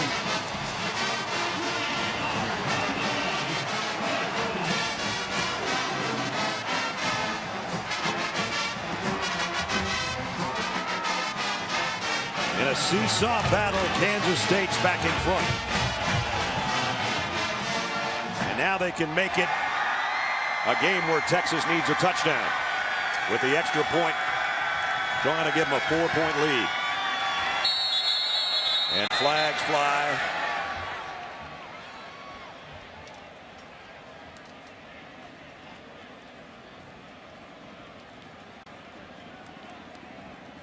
what a difference in the Kansas State. Offside. Defense number 97. Jumped in the neutral zone and caused the offense to react. Half the distance to the goal. Replay the try. Yeah, they are going to move it half the distance to the goal. I think Bill Snyder's kind of saying we don't want to get any closer. It takes away the angle for the kicker and makes it kind of too much of a chip shot. Yardage has been declined. Okay, they did decline it. That makes more sense. You don't want to mess up an extra point at this stage with 47 seconds left in the most important game of the season. Can't tell him. And I think Texas jumped again. I'm not sure if they stopped the play. The extra point was good. Offside. Defense number 92. Penalties declined. Extra point is good. That makes it 21-17. So a 67-yard drive and 11 plays. A lot of it Colin Klein, but at the end, John Hubert. Second touchdown of the night. The Cats BCS hopes still alive. A lot of the work on that drive was by that young man, Colin Klein. And at the very end, Hubert with his second touchdown on the ground. And Kansas State back in front, and that's a 4-point game. Cantelli to kick.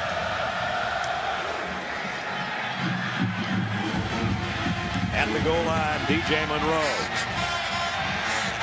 And he's not going to make it to the 20 as we check in with Holly Rose. Well, there's all kind of Heisman promotions that get sent out. In fact, I've still got my mouse pad from Antoine Randall, but this is one of the most clever. This is what Kansas State sent out for Colin Klein. It is a box of Band-Aids. Of course, K-State Band-Aids, because he's one of the toughest kids out there.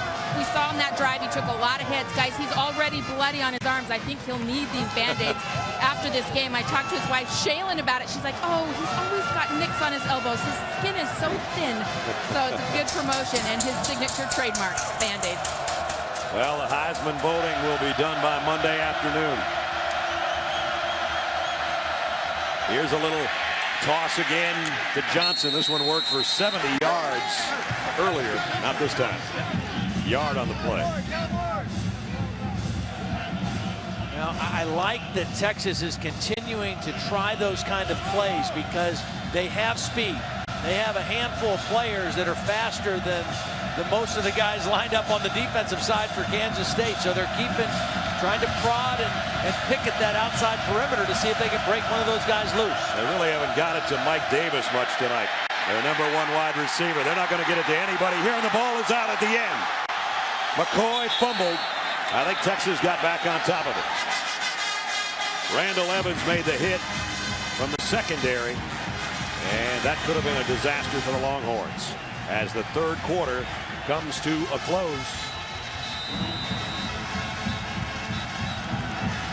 Well, you can log on to Ford.com/ultimate combo for your chance to win a new 2013 F-150 with EcoBoost.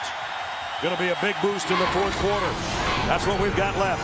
Saturday Night Football presented by Windows will return after this message and a word from our ABC stations.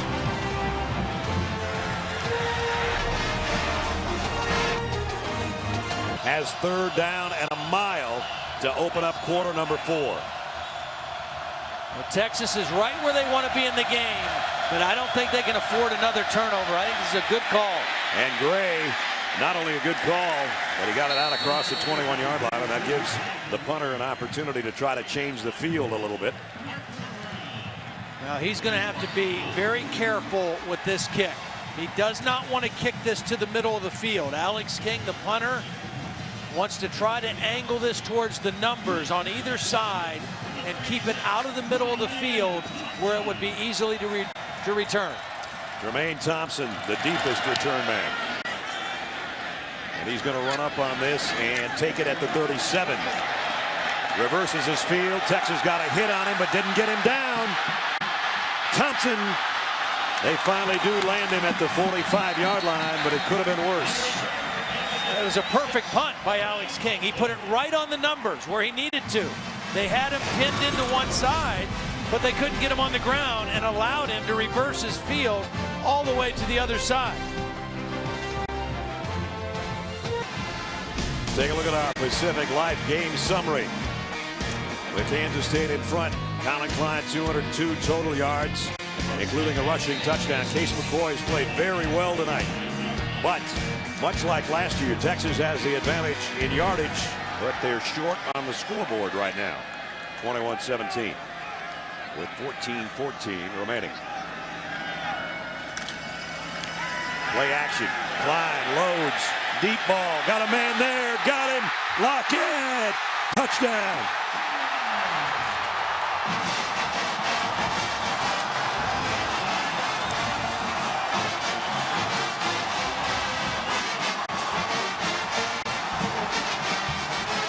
"55-yard touchdown pass. Klein to Lockett."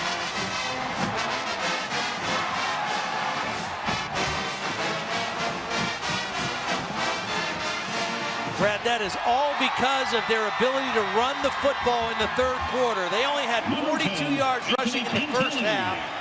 They had 85 in the third quarter, and that set up the first down play action for a touchdown. Extra point is good.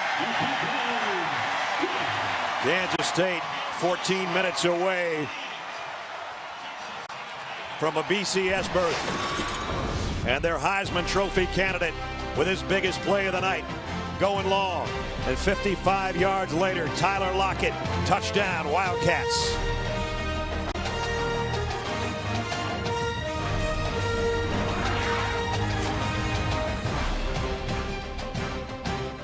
Tyler Lockett on the end of a 55-yard strike. Colin Klein, not Calvin Klein. At least he's not selling men's cologne like Brad Pitt, but he's maybe getting his team a BCS bowl berth with that touchdown pass to go with one on the ground. Can't tell he's kicked way up at the 10-yard line to Monroe. And Monroe spins his way out to the 24s. Todd takes you back to the touchdown. Well, I want you to watch two things. Kenny Vaccaro's the leading tackler. He's going to get nosy and come up here to make a hit. And when Lockett runs the post pattern, Colin Klein throws the ball out here in front of him instead of over his head, so the receiver can run to the ball. Vaccaro comes up to make a hit, and watch the throw. It's perfectly placed away from the defender. Let Lockett separate from the defender and run to the football. Beautiful first down call for Kansas State. And now the pressure very much on Case McCoy. And flags fly in on first down. And it's a false start, and Texas is making it harder on themselves. False start on the offense. Number 81. 5-yard penalty. First down.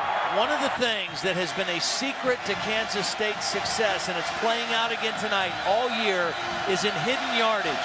Their average starting field position tonight has been their own 35, and Texas has been starting on their own 20. That's a difference of 15 yards, and that's what they've averaged the whole season. And a lot of that is from their special teams and not being penalized.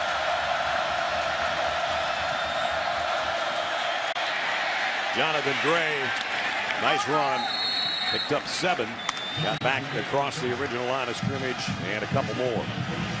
Just to follow up on that point about their special teams, coming into the game tonight, they haven't had a big-time return, but they came into the game tonight leading the nation in both kickoff return and punt return, and that just adds yardage, hidden yardage, that helps win football games. There you look at those stats. Second down and 8.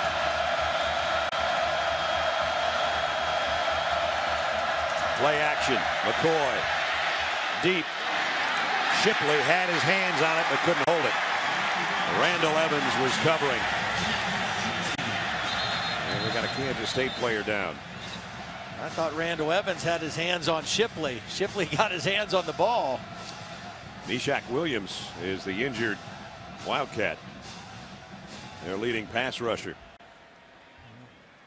Texas is playing without their leading pass rusher tonight, and Alex Okafor. He and Williams, two of the top pass rushers in the league. See when the follow through. And the left shoulder, it looks like, might be the problem. Left arm anyway. He came in leading their team in tackles for loss and had 8.5 sacks. Okafor, I think he was in for about 2 snaps. That's about it. Now the chant of Meshach Williams, one of the seniors out of Sylvester, Georgia. Now this defense has 9 senior starters, and all of them were transfers. Arthur Brown, all 9, he transferred from Miami of Florida. The other guys, all junior college transfers. A very big part of Bill Snyder's success in both of his stops here at Kansas State, utilizing junior college transfers that fit his program. A very veteran, leadership-laden team, particularly on defense.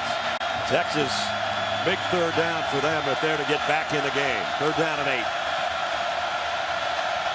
Empty backfield for Case McCoy.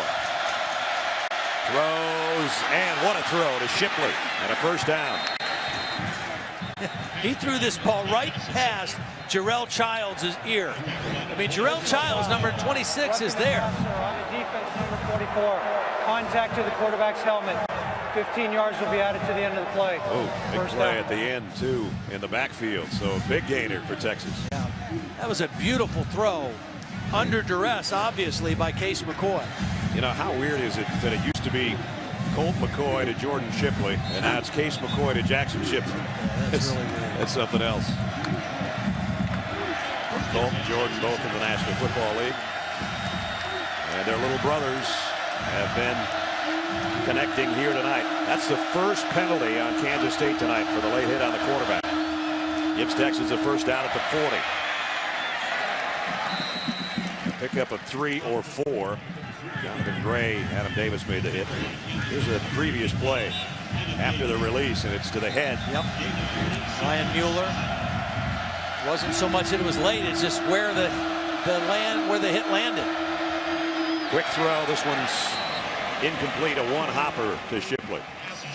Probably better that it was incomplete. They would have lost yardage on the catch because Shipley was going to the ground when he went for the football. Now third down again.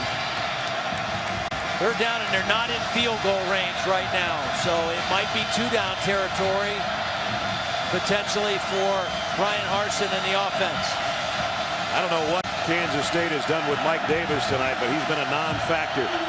He's at the bottom of the screen, the Longhorn wide receiver who came in as their leading receiver. And now flags are down, and Mueller drops McCoy again, and that's going to cause some of the offensive linemen to take note. You know what happened? The line judge threw his flag because there was movement by the left tackle, and then he wanted to call a penalty on the roughing the quarterback, and he didn't have a flag, so he threw his hat. There's fouls against both teams on the play. False start on the offense, number 51.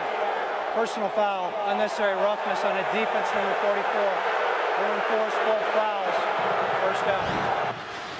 So here's the movement. This is the first penalty. Got a little head start on his drop step. And then the second penalty, the play's dead. It's over. A little bit of an acting job by Case McCoy. And interesting, you don't see this very often. Both penalties were walked off. 5 yards that way, Yeah. 15 that way. First down, Texas. Texas definitely the beneficiary there. Yep. Because it was a third down situation. That's 2 penalties on this drive, both by Mueller. The only 2 penalties of the game for Kansas State. So first down at the 27 for the Longhorns.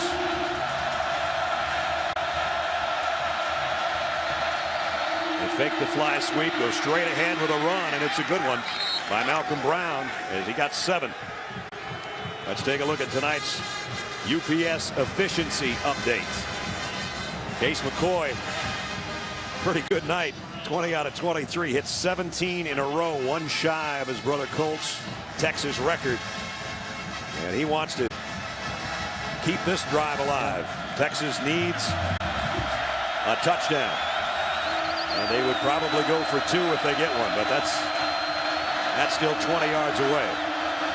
McCoy wants to throw a screen back the other way and does. Malcolm Brown cut down, but he got a first down around the 17-yard line. You know, the thing that Case McCoy has done really well tonight is not force anything. I mean, he has taken some throws downfield when they've been there. He's made some tough throws on third down. but he's taken the easy throws too, and that's why he's completed such a high number of passes tonight. Meshach Williams is back in there, by the way, and he's kind of winding up that arm, probably a stinger maybe, but he wants to be out there trying to stop this Texas drive. First down just inside the 17. Another end around drop ball. Kansas State has got it, I think. Nigel Malone. Well, you know what? Somebody came in there late at the end of the play and knocked the ball away from Malone. Marquise Goodwin, who had a thumb injury, never handles this cleanly. Now Malone's going to have the ball, and late at the end, there's the hit, and the ball was taken. Goodwin actually took the ball away. I'll tell you what, that's a pretty heads-up play by Goodwin. After he bobbled the handoff, he gets on the football and saves the drive. Huge loss, though. Second down at 21. Empty backfield for McCoy. Looking right all the way. Great form tackle on DeJay Johnson by Randall Evans.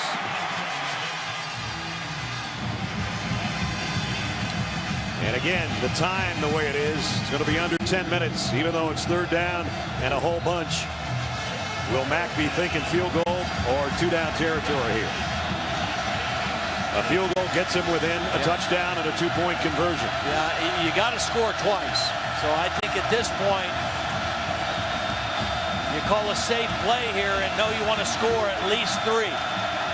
Remember, they don't have exactly a long-range field goal kicker, though. 3rd and 16. They're going to throw a slip screen, tried to get it to Davis, and Mueller, who's had all kinds of trouble, excuse me, on this drive, knocks it down.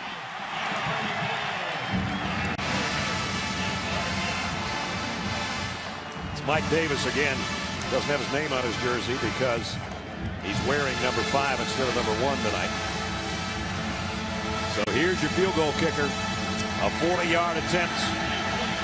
38's the best he's done this year. Had one from 37 earlier. Nick Jordan, big kick. They have to have it, and they didn't get it. There's the problem.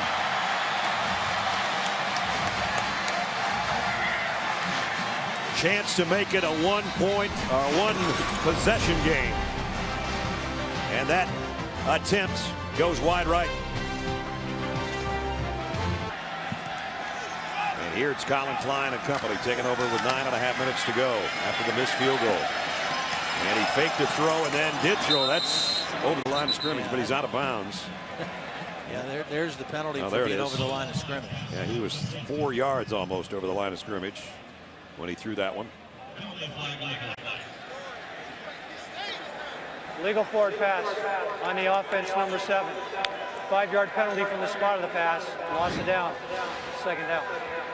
They've had a little success with this. They did it over the middle for a big play, and this is the second time they tried to throw it outside after the option. Just Colin got a little greedy on that one. Just take the 3-yard gain and play second down. If he would have thrown it when he first pump faked it, it would have been maybe okay. But yeah, after he pulled it down, no such luck. Texas, a missed field goal and a punt to go with their touchdown.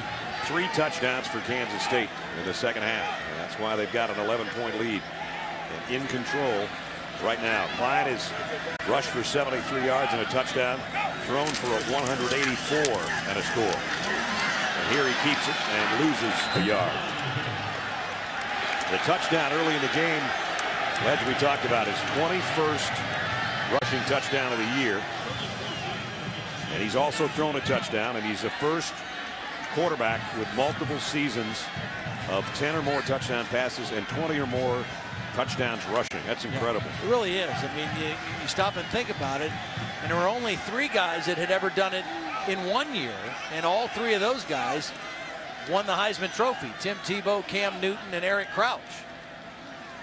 2 weeks ago, this guy was definitely the leader heading into the clubhouse in the Heisman balloting. And since then, one bad game against Baylor 2 weeks ago. And from that point on, Johnny Manziel became the hot name. Timeout, Kansas State. The timeout in there before the clock expired. Take a look at what Colin's done tonight. The leader, undisputed leader of this Kansas State team. Senior night, one of 27 seniors here playing their final game. Then he goes to work. This was the long touchdown pass to Lockett, 55-yarder. That along with the 1-yard touchdown run after the interception early in the game. Well, they're going backwards on this drive, but he's been going forward all year. I mean, he's averaged over 300 yards a game total offense and has accounted for almost 68% of his team's offense every game this year. That's huge. When you start to think about where Kansas State would be without him, you really wonder if they would be 10-1 heading toward 11-1. Matt Taiteo, I think you can say the same thing for the Notre Dame linebacker. I got a feeling they'd have lost a couple of games somewhere without him. Here's Klein. They're using up some clock right now, at least. They're using up clock, but that was probably the worst offensive possession that they've had tonight.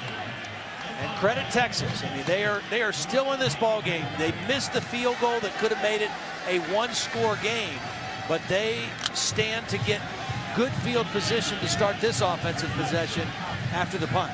Okafor might not have been in very often tonight, but he's made a difference on a couple of plays. Texas came after the kick again. And the ball is out. Muff punt at the end. Still loose. And it's Kansas State, I think, at the very end, but let's see.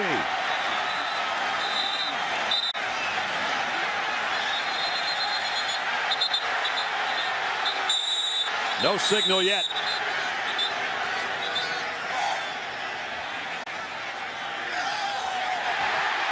Wildcat ball.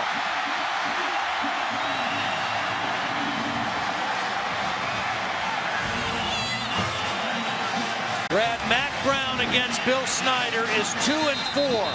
And in those 6 games, Texas had 20 turnovers compared to only 6 for Kansas State. That's their second turnover tonight against 1 for Kansas State. A very telling statistic in any football game, but particularly when these two teams have played. I think it was Drew Little who finally got his body around that ball and held on for dear life. And now Kansas State's got it at the Texas 39.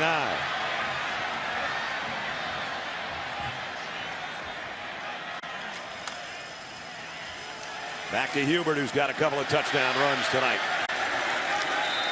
Stood up by Desmond Jackson after a pickup of 3 as we check in with Holly. Well, guys, you saw how difficult it was to come up with that loose football on that last play. You can see hanging over the stadium, there's this very unique mist. It's like a little foggy, misty. It's making everything out here wet, like the benches on the equipment truck. Everything is a little wet to the touch, and it looks like it's affecting the field and the football as well. Kansas State, second down at 7. Time's becoming a big-time factor if you're a Longhorn fan. Trailing by 11 points. Again, that's Terrell Miller in motion. They'll just keep it on the ground here to Hubert. Does a little dance. Gets a first down. Vaccaro made another tackle, but not before John Hubert gets a first down. Hubert's got some fresh legs. Hasn't had to carry it a lot tonight. Nice job stutter stepping in the hole and cutting it back inside for the first down. And we work our way under 7 minutes to go.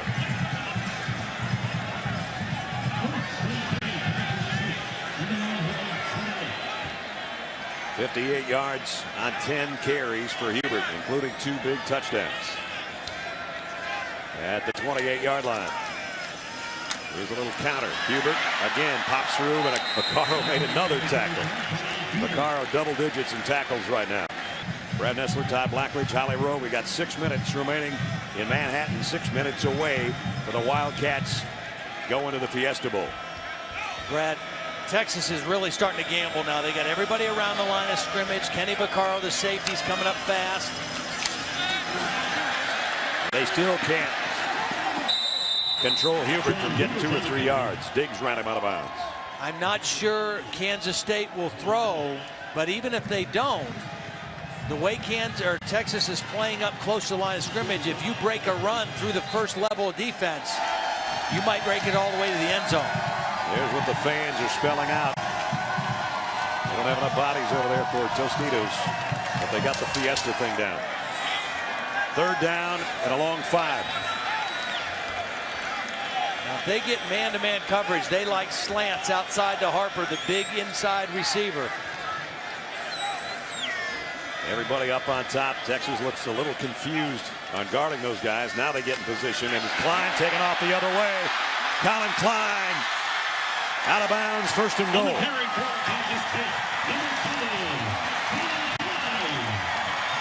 Well, again, you're up close to the line of scrimmage. You're committing. Colin Klein's just going to take off on this. A design quarterback draw. He's got Hubert as a lead blocker. And that was just a big hole that opened up on the right side. Easy run for Klein. And now he's got those kind of numbers we saw earlier in the year, Todd. 21 carries, 92 yards, and a touchdown. I think that week off did him as much good as anybody. Now they're down close, where it's usually his time to carry. Just outside the 5-yard line. And he will. Backpedals inside the 3. Well, you want to score. You want to use as much clock as you can. You score here, you're pretty much going to seal this one. And keep working the clock. And got a timeout with a man down, Tevin Jackson.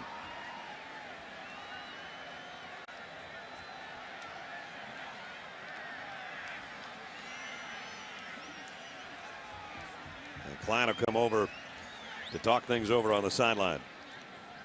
Impressed with how Colin Klein and how Kansas State as a team has responded in the second half. Was not a real productive first half. They only ran 25 plays in the first half. Didn't have much of a running game to speak of. And they came out here in the third quarter and established their running game, and in the second half took control of the football game. And again, Tevin Jackson, the sophomore linebacker out of Garland, Texas, the man down for the Longhorns. He's had a good game along with Peter Jenkins sharing that outside linebacker spot.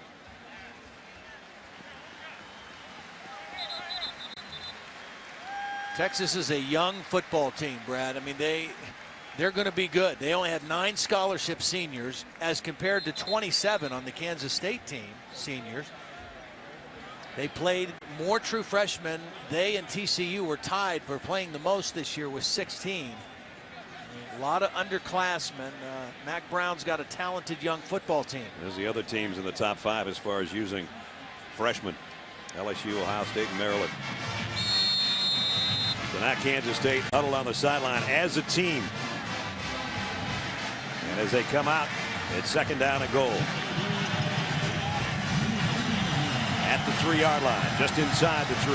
Last time they got this deep formation with Hubert, it was a toss to the right side, running right behind Brayton Wilson. Jalen Klein looking on as her husband will take the snap here on second down and goal.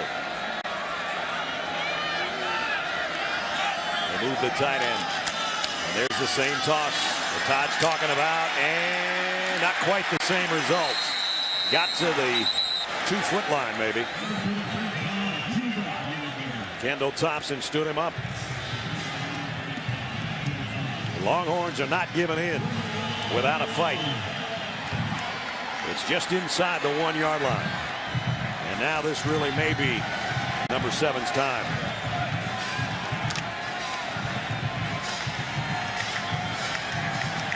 Klein will come up under center. Let's see if anybody else even touches it other than him. They will. Same toss. And Hubert walks in. Touchdown. Wildcats. Hubert's 3rd touchdown of the night.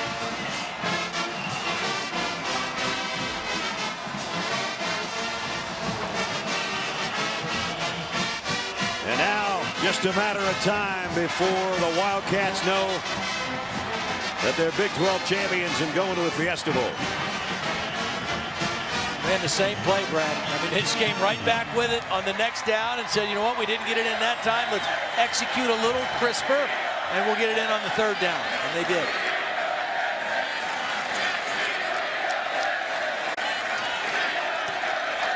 And the chants in the crowd here are "We own Texas," because they're on their way to their 5th straight win over the Longhorns. 3:11 remaining in the ball game. Hubert from a yard out. And the quarterback's wife, Shaylin, says, "That's what I'm talking about." Well, if at first you don't succeed, try again. Now watch the block of these two guys. Wilson's going to come and get a block on the edge. They're going to pull Stuyvesant, the guard, and he gets a block. 2 physical pounding blocks right at the point of attack, and Hubert walks into the end zone. Same play 2 times in a row. The second time it worked to perfection. Hubert with those 3 rushing touchdowns, 15 on the year for him. DJ Monroe drops it at the 5, picks it up and goes down at the 9. Roman Fields on the special teams. They're 3 minutes and 6 seconds away from their BCS berth. McCoy, nice throw to Bryant Jackson. And Jackson's all the way across the 40-yard line. Case McCoy's going to have some incredible numbers when this game's over, but it's going to be in a losing effort. He has really thrown the ball extremely well.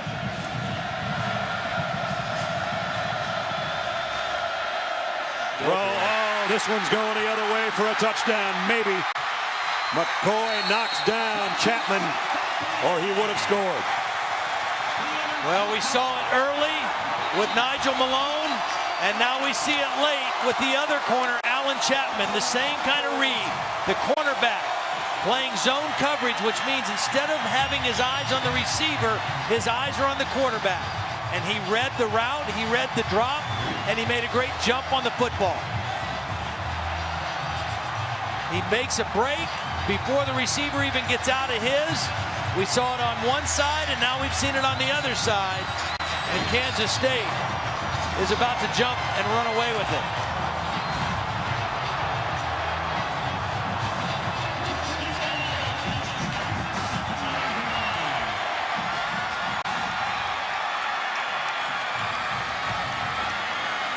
Klein under center. First down at the 10-yard line. And it's Pease spinning his way for about a yard. McCoy, 2 interceptions.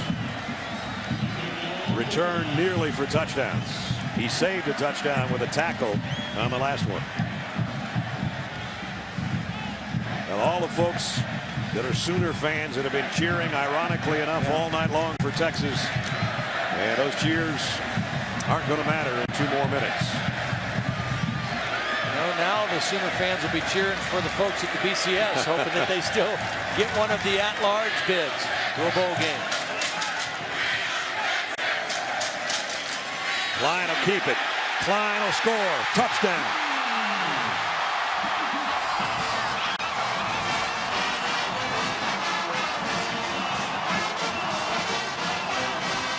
Well, that's the way you cap off your senior night and your unbelievable career here in Manhattan.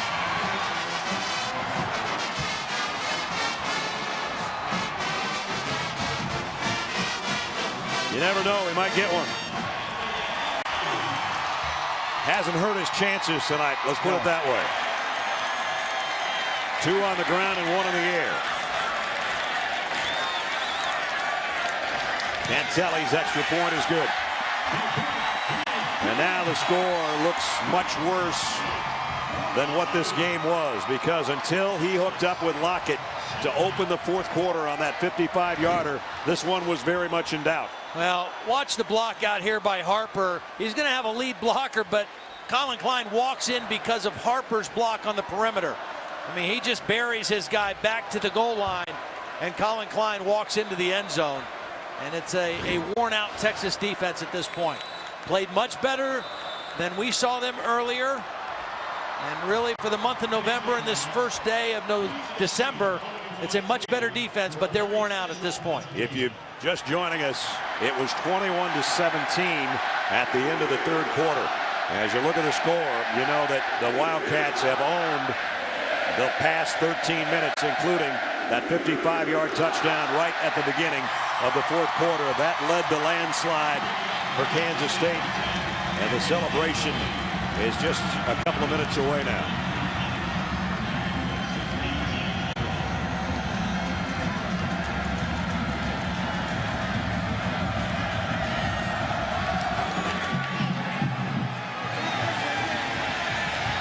Monroe from the 6. DJ Monroe with a little avenue, and DJ Monroe down the sideline. Going to be knocked out of bounds, but not till he gets to the 23-yard line. So Texas gets it back in Kansas State territory. We get it back to Robert Flores.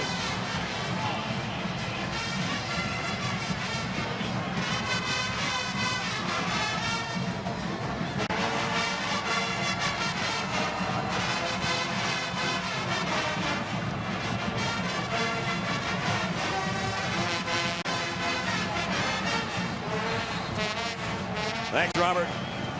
All they need is the dip. The chips have already been thrown out on the field.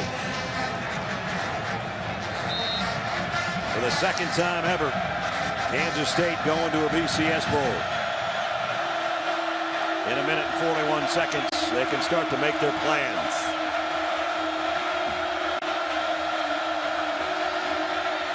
Case McCoy over the middle, one-handed grab. Nice grab by Malcolm Brown.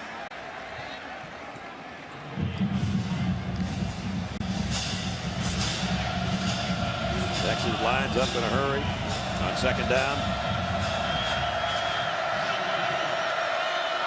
McCoy, quick slant, got it inside the 10.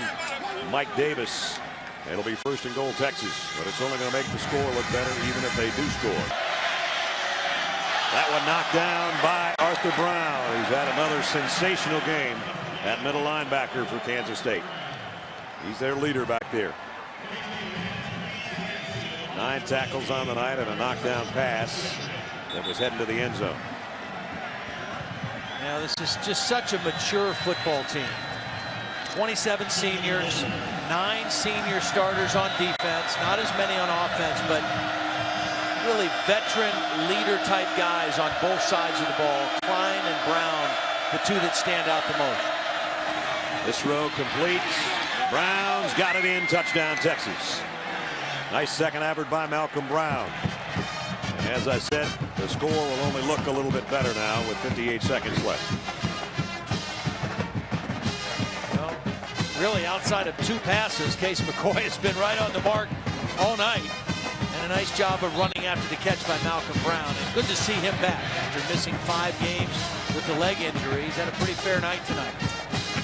There you saw Case over 300 yards. But those 2 miscues, very costly, as they always are. And it's 42-24. We'll have an onside kick coming up, I'm sure.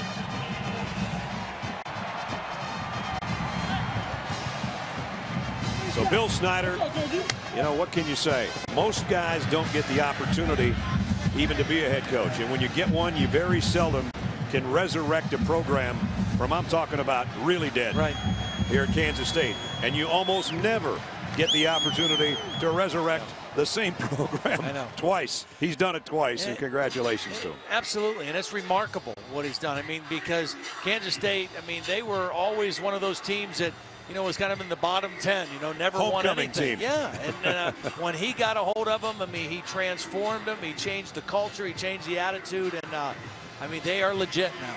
They are, and they're going to be heading to the Tostitos Fiesta Bowl.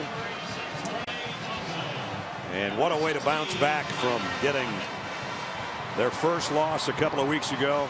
Todd and Holly and I were there, and it was shocking how Baylor, who had not played defense very well all season long, not only played well on defense, but did what they did most of the season, and that's light up the scoreboard on offense.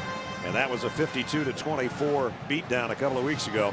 And Kansas State, as Todd said earlier, looked a lot fresher. They didn't look groggy or heavy-legged tonight, and back home on their home turf at Bill Snyder Family Stadium, the stadium named after the guy that's still the head coach. Tonight they looked like the number 16, if not better, in the country. Onside kick coming up here from Nick Rose.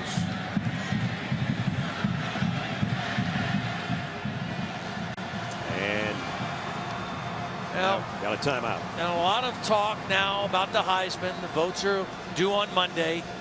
Johnny Manziel, Colin Klein, Manti Te'o, most people think those are the top three. And when you compare these two, even though Johnny Manziel broke the SEC all-purpose yardage record that Cam Newton set, when you look at the difference of these two against BCS AQ teams with winning records, not only did Colin Klein play against more, but he actually was much more successful. The two losses for Manziel to Florida and LSU. And Colin Klein, even though he struggled 2 weeks ago at Baylor, he was back to his old self tonight. I mean, he took control of the game in the second half, running the football. Beautiful throw to Lockett for the touchdown. A little bit of mix of run and pass, but more heavy run. And the rugged, tough leadership that Colin Klein has shown his entire career as a starter really came through tonight in the second half. He's going to be 22-5 as a starter as the kick comes back to the near side, and it's taken easily on the hop. Kansas State's got the ball. Dante Barnett handles that one, and we're down to less than a minute to go. Well, Coach Snyder took the headset off, so I think he is pretty confident this one's done. And again, in the backfield, Ben Call on the carry. I would imagine it's victory formation now. Headsets off. And he and Mac Brown are good friends. Mac says, I text him pretty often. They're getting the Gatorade ready, which Bill will try to run away from if he gets a chance. And Mac didn't want to lose this one, but if he was going to lose one, I think as much respect as he has for Bill Snyder. Two guys have been around a long time. Bill in his 20th year, this could be his 169th win. And Mac's team's going to drop to 8-4. And here comes the purple aid.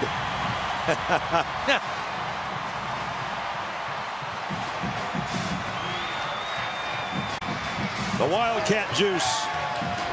Congratulations to Kansas State. They're going to the BCS. And they are 11-1. And there's two good friends at midfield. Tostitos Fiesta Bowl lies ahead for the Wildcats. And Holly's with the head coach. Well, Coach Snyder, your team was struggling at halftime, and they came out that opening possession. What really changed with your offense? Oh, we played better. And we ran some of those plays you designed for me when we went back in the locker room. You did go to the edge more. You what? You ran to the edge more, didn't you, Coach? Well, that's what you told me to do. How do you describe Colin Klein tonight? He really took a lot on his shoulders in the second half. He always does. Yeah, he does a lot more than people really see. He's a special guy.